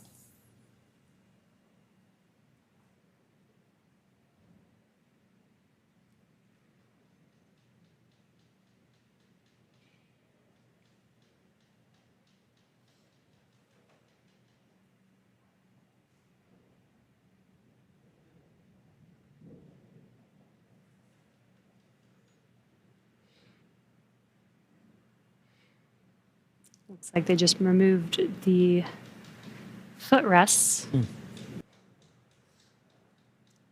Gives the crew some space to get out of their seats while they are exiting the vehicle. Now getting some great internal views of the AX4 crew in their Yes. spacecraft. I already saw some big smiles Yep. as people, we've all been saying.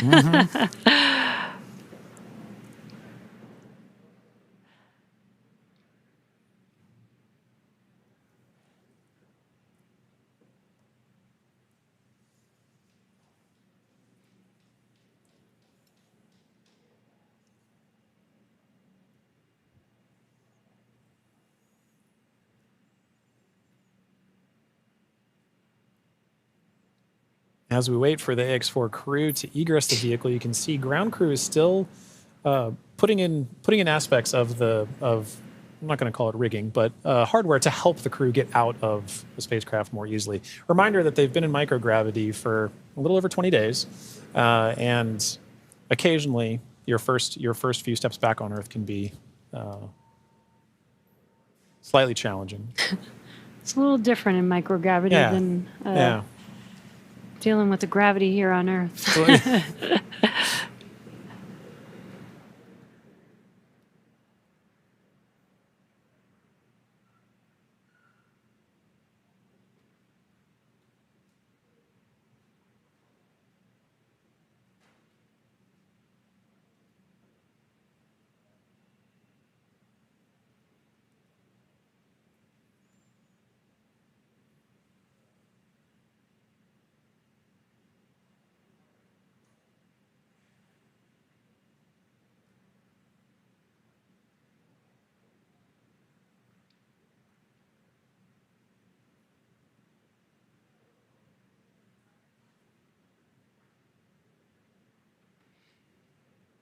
Just now joining us, we are waiting for the AX4 crew to exit the Dragon spacecraft Grace.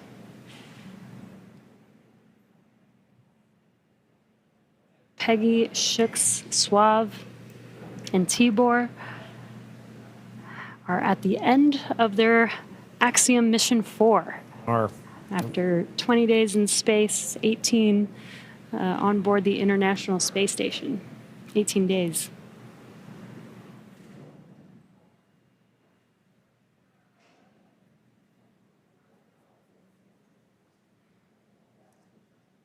And now this wraps up a very significant portion of the mission, but it's not entirely over. We still have a few medical checks to go. And then in addition to that, the AX4, all the research done on the AX4 mission is all going to be in a world of post-processing, analysis, assessment, and that's all part of it, as well as crew debriefs. So, following after crew egresses the spacecraft and gets good medical checks, at that point we'll be getting the crew back home and then continuing the final, we'll call it terrestrial-based operations of the That's AX4 right. mission. I guess it's more of the end of the space-facing portion of the mission. Operational phases. Right. We're still going to take our time to get there. You can see ground crews are still working with the crew members and hardware inside. They've established some ground support equipment to help in the aid of the AX4 crew getting out of the spacecraft.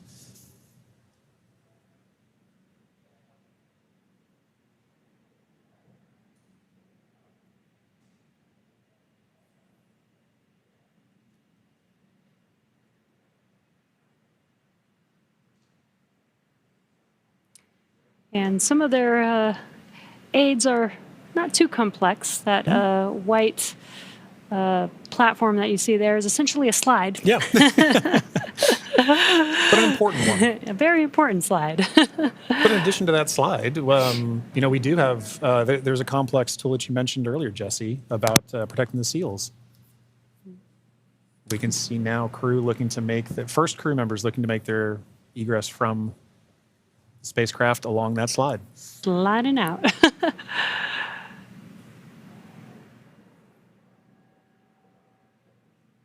And there she is. We see Commander Peggy Whitson, all smiles, exiting the spacecraft Grace. That is a beautiful sight. Peggy Whitson, the AX4 commander, is home, having logged 695 days in space on 5 flights. She is the 7th on the all-time list for most days in space by a human. It's an incredible feat. Legendary.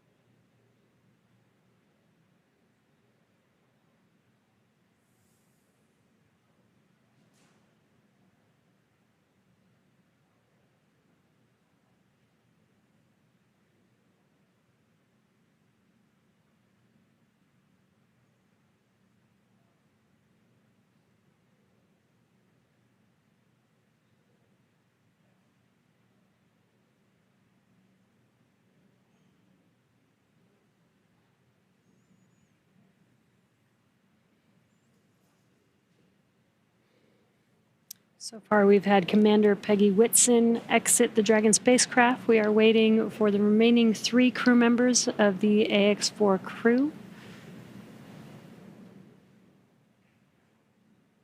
There's no real order to the egress. It's really up to the crew. So we're patiently waiting to see who's up next. Right.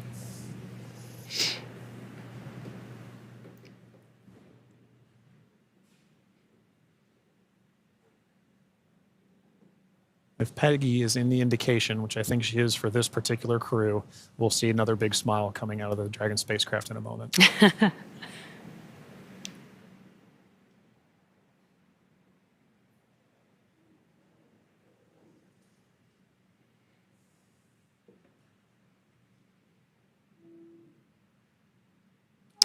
And we've got our pilot, Shubhanshu Shukla, as our second crew member exiting the spacecraft. And some big smiles, as you said. India reached a major milestone for the nation's space exploration goals. AX-4 pilot Shubhanshu Shukla became the first astronaut to fly from the country's newly established astronaut corps. His participation marks a vital step forward for ISRO's Gaganyaan program, which aims to send Indian astronauts into space aboard domestically developed spacecraft. Shukla's flight demonstrates India's readiness to execute international missions and reflects the country's broader ambitions to become a key player in the global space community. As India continues to expand its capabilities in crewed spaceflight, this mission serves as both a proving ground and a symbol of its commitment to innovation, collaboration, and leadership in space exploration.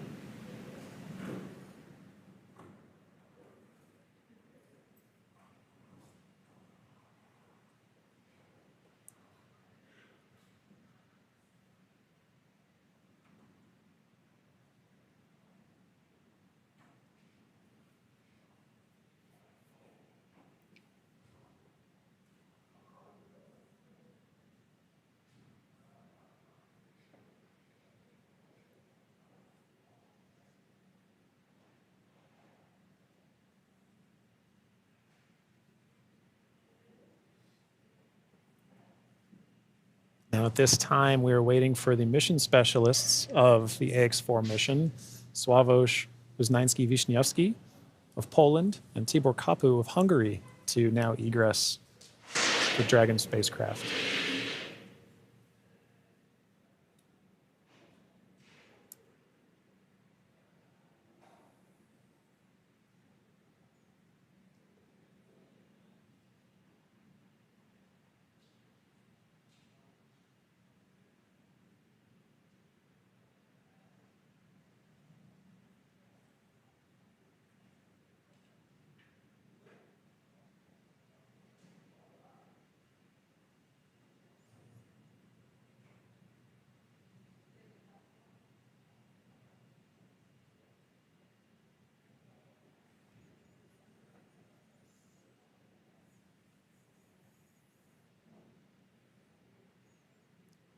We have our third crew member now egressing the vehicle.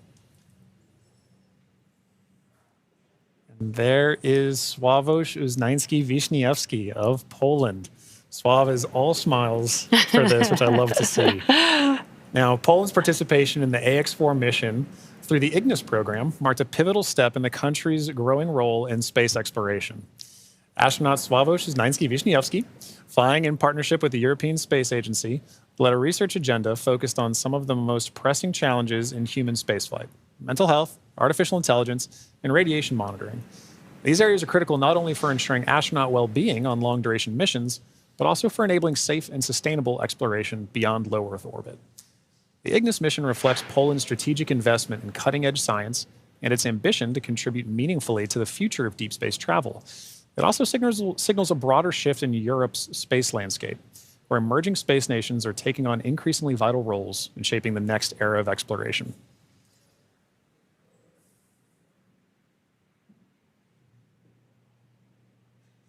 And based on that smile, I'd say Sław felt like he had a very successful mission.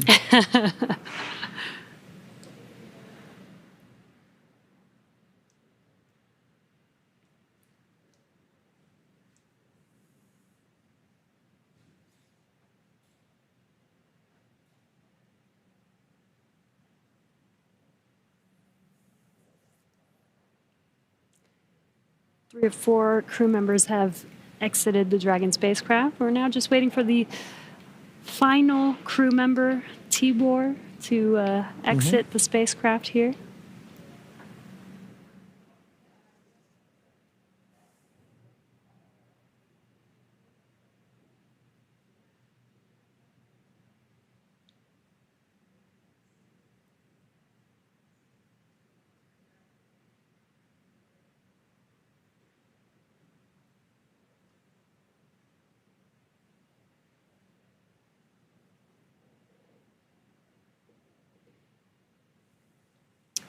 And last but not least, mission specialist Tibor Kapu.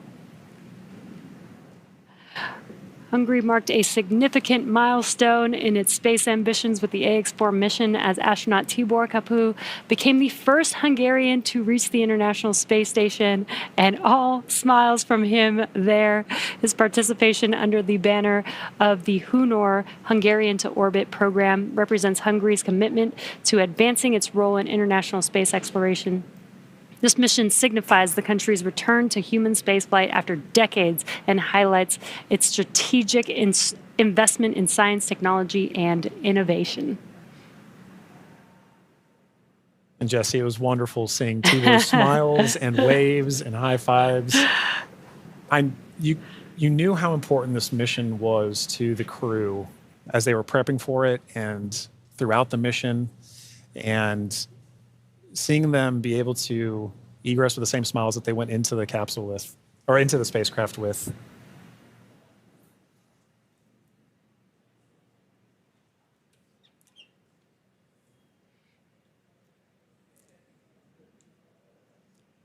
Well, at this point, the crew is now safely back home on Earth. Yeah. Now that our crew are safely back home on Earth and getting the first checks by SpaceX and Axiom space medical teams, we're going to wrap up our live coverage of their historic return. AX-4 lifted off from Launch Complex from Launch Pad 39A at 2:31 a.m. Eastern Time on Wednesday, June 25th, and arrived at station on Thursday, June 26th. They spent about 20 days in space and 18 of those days on the International Space Station before undocking yesterday. And then this morning at 2:31 a.m. Pacific Time, they splashed down off the coast of San Diego, California. What an amazing journey it's been for them so far. Yeah, it's been absolutely incredible. And Jesse, it's been fantastic again sharing the desk with you. Thank you so much for joining me on this, and I'm glad we got to spend this time together. But now this crew's entire trip is home, we're ready to move on to the next phase of the mission. So to SpaceX, thank you for an incredible flight and taking such great care of our crew. To NASA, the International Space Station partners, and the Expedition 73 crew, thank you for helping make the efforts of the AX-4 mission possible. We're really looking forward to collaborating with everyone again soon. And a special thank you to ISRO, ESA, and Hunor for entrusting us with this mission. And to all of you watching at home, it's been an honor and a privilege to share the journey of Peggy, Shuks, Suav, and Tibor to space and back again. So as we bring this mission to a close, we celebrate how the AX-4 mission continues to demonstrate that the opportunities presented in microgravity have now grown to include more countries, more institutions, industries, and individuals than ever before. Through missions like this, we're redefining the pathway to low Earth orbit and building for beyond. So be sure to check out axiomspace.com to learn more about flight opportunities available along our journey to the world's first commercial space station. I'm John Rackham, and we're now signing off with a final welcome home to the crew of AX-4. And I'm Jesse Anderson. Thanks to everyone for joining us on another successful mission to the International Space Station. Check out spacex.com/launches for updates and for the schedule of upcoming missions. And be sure to follow at SpaceX on X. And that'll do us for us here in Hawthorne. We'll see you on the next mission. Welcome home.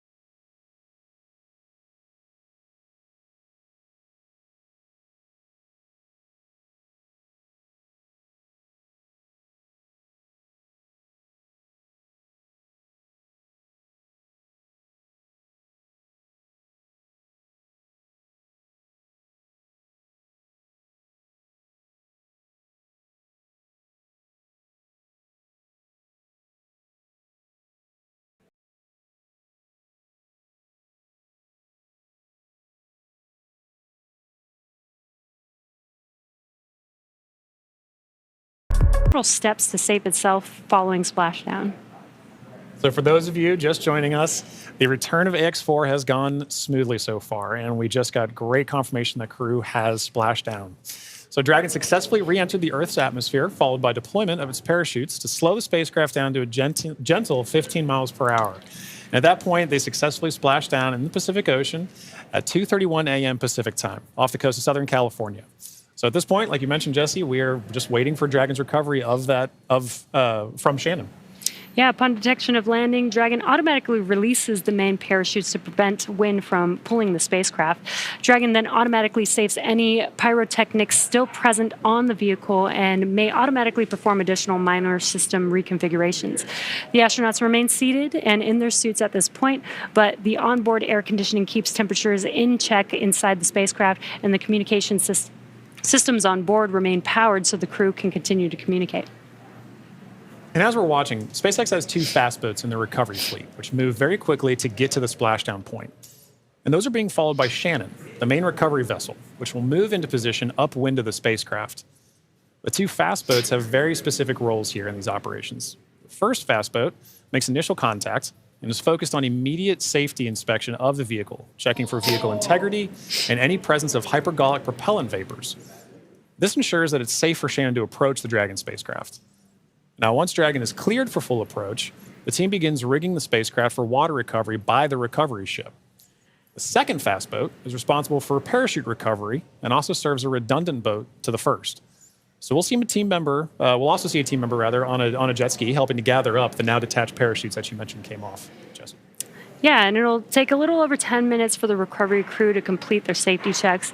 Then once they're complete, the team will begin preparing Dragon to be lifted into the recovery vessel. As part of the preparation for this lift, one member of the recovery team will climb on top of the spacecraft so that they can attach Dragon's hoist rings and connect the lifting lines. Now, it will take us less than an hour to raise Dragon to the recovery boat and remove the crew from the spacecraft. And then after medical checkouts, the crew will return to shore by helicopter and then be flown back to Houston. That's right. And each of these next steps are entirely dependent on the status of the crew. Axiom Space's Dragon SpaceX, we have pulled go for recovery personnel approach. Expect fast boats alongside in 1 minute. Dragon copies. We'll be waiting. And with that call from Core to Commander Peggy Whitson, you can see now the fast boat making the 2 fast boats making an approach to the Dragon that you see in the middle of your screen with that flashing green beacon. Now, as we mentioned, Axiom Space's chief medical officer is on the main recovery ship Shannon and is ready to put eyes on this crew for the first time since they departed quarantine together. And our medical teams will be with them every step of the way home.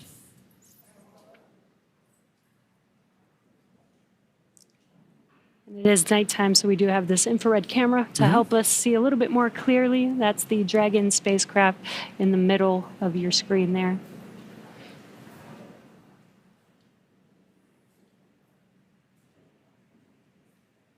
These SpaceX fast boats are now making initial contact with the Dragon spacecraft. Excuse me.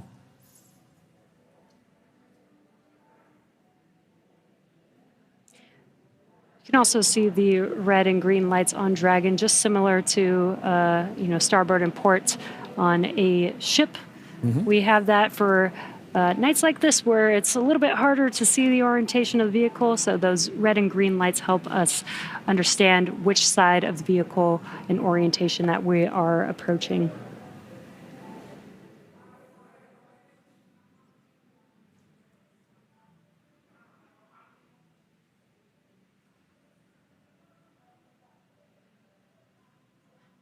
And it does look like they are pulling a main chute out of the water there.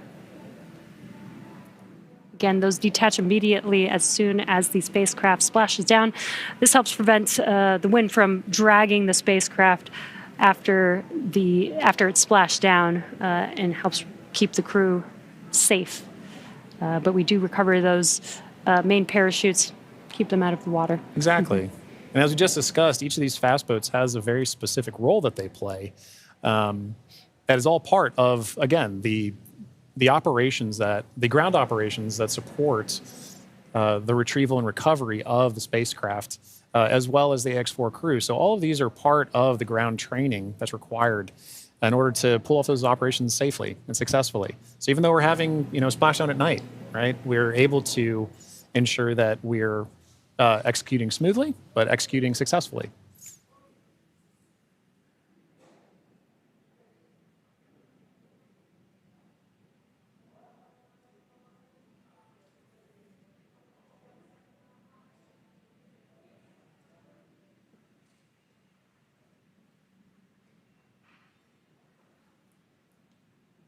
We're now looking at some additional views that we're getting in of the fast boats making their contact with the Dragon spacecraft.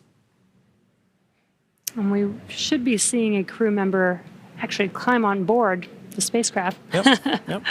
do some final safety checks, and then help begin setting up the rigging for the spacecraft to be lifted out of the water. That's right. It's all part of a coordination, a choreography of events, right? Getting from spacecraft is in the water. What are the next few steps that have to occur before we can get Dragon onto the recovery vessel Shannon? And this is a very key moment in that.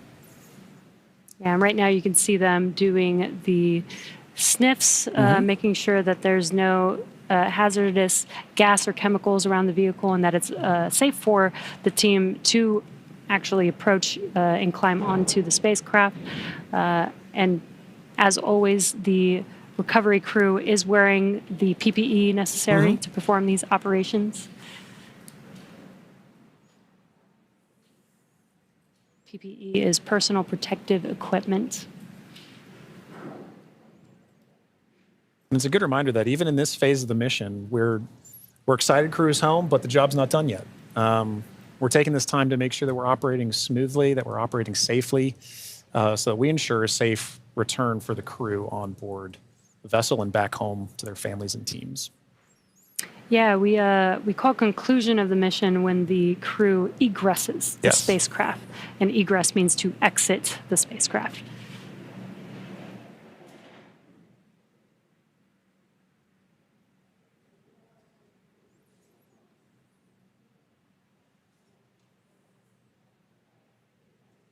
Got some calm waters there, which is great. Yes, exactly what we're Southern looking for. California, Southern Pacific Ocean, as we splash down off the coast of San Diego today.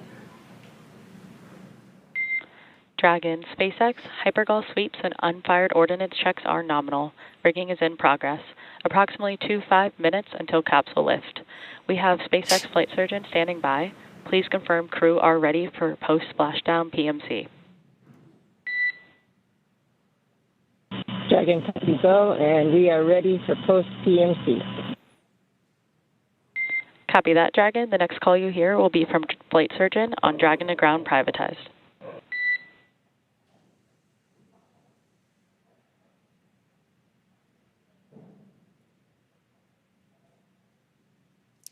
And you heard those comms. The team is going to do some medical checks. They are going to do that on a private net. And that's what those comms were, confirming that they're switching the nets that they will be communicating on. And this is just to make sure that the crew is feeling okay. Exactly right. Through all those dynamic events. Yep. While for us watching Dragon re-enter the Earth's atmosphere from afar, there's a lot going on in that spacecraft there with the crew. So just making sure that the crew is feeling good and checking in with how they're doing. Exactly. It's an important touch point for kind of reaching a key milestone on the return trip home. As just mentioned, it's a very dynamic phase of flight.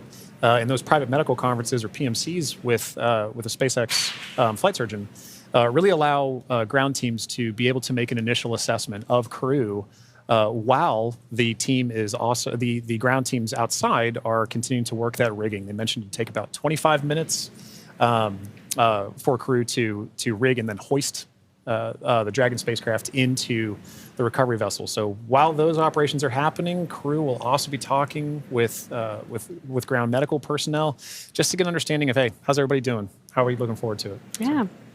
And they did confirm that the vehicle was safe to approach. They did some hypergol checks, and they also checked the thrusters that did not fire to make sure that there are no leaks from those thrusters. We do have Super Dracos on the vehicle in case of an abort emergency during ascent. We did not need those thrusters on this mission. And again, they are only used for the ascent portion, but we do want to make sure that throughout the mission, as the Dragon spacecraft was docked to the International Space Station for 18 days, that everything is still good and safe, again, to complete these final recovery operations.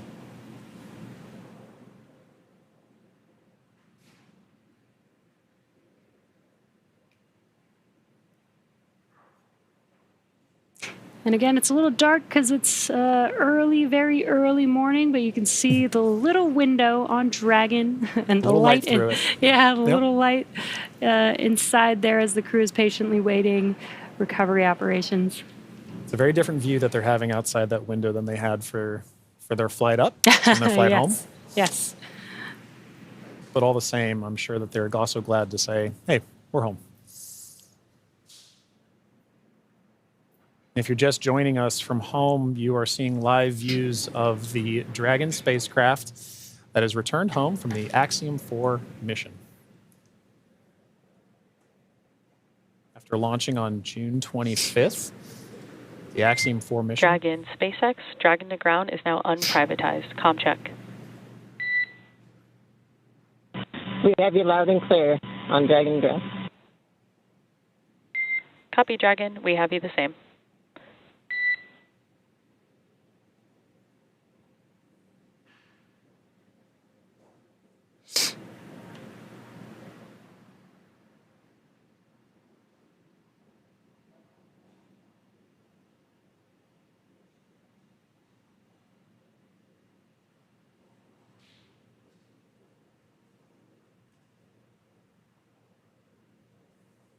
You can now see on the screen SpaceX support personnel beginning the rigging procedures to ensure that the Dragon spacecraft is rigged. SpaceX, be advised, we're going to step into transitioning the forward link.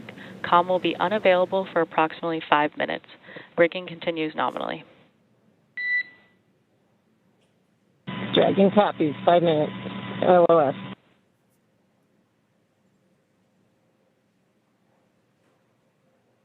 Again, the Corps just keeping the crew updated with the operations that they're performing. They won't have comms for about 5 minutes, but rigging is continuing, as we can see there, with the recovery crew member standing on top of the spacecraft. Yeah, working very important procedures for the next phase of the AX-4 mission.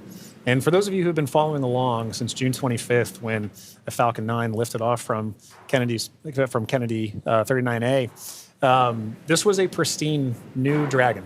That crew had the privilege and the pleasure of naming Grace. And now that it's gone through its first mission and landed back safely in the Pacific Ocean, you can see exactly what the spacecraft goes through on its return home, but very much a sign of a successful mission.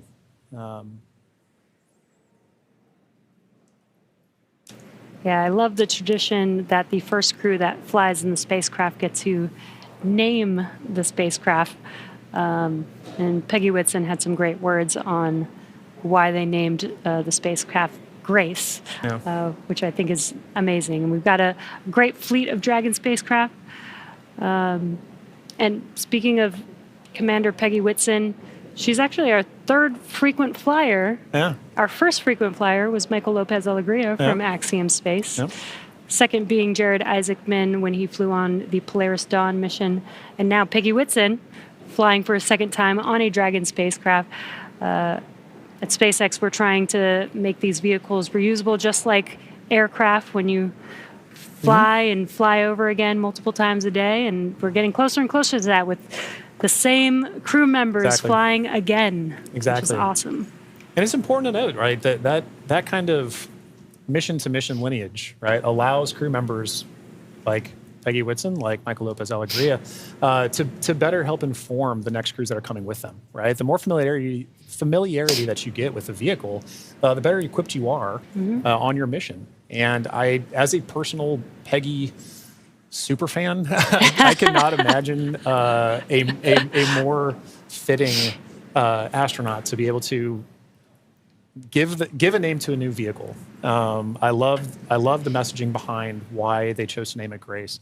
And to your point, Jesse, about the frequent flyers, I loved that during launch we could see I don't know if it's a new tradition potentially, but we got to see some boarding passes that SpaceX provided to the AX-4 crew, and because of her frequent flyer status, Peggy Whitson got a gold boarding pass, and I absolutely adore that she was able to have that distinction. Yes, just add it to her resume. Yeah, you can add it to the resume. SpaceX frequent flyer.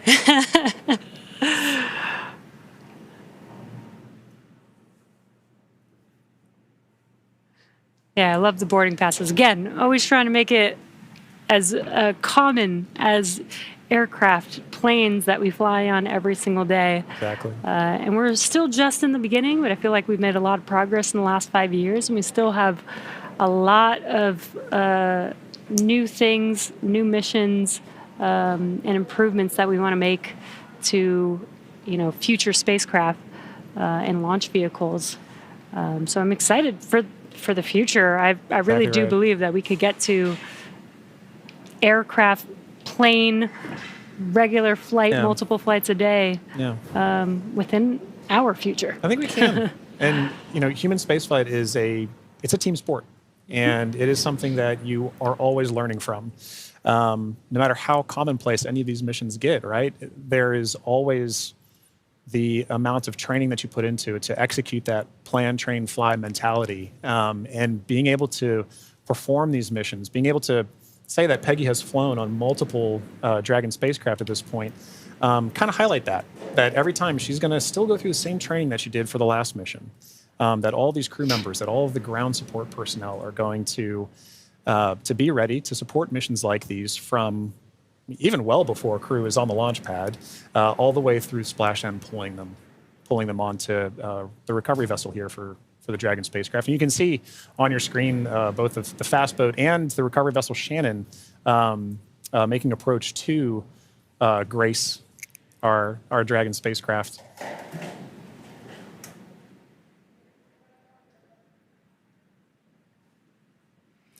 There you could see what we call the Dragon nest. When the spacecraft is lifted up out of the water, it's going to seat into that ring that you see there at the end of the recovery vessel there. And once the spacecraft is nestled into the nest, it'll translate to a deck that meets the height of where the hatch on the Dragon spacecraft is. That'll enable the crew to egress or exit the spacecraft easily onto a platform in the recovery vessel.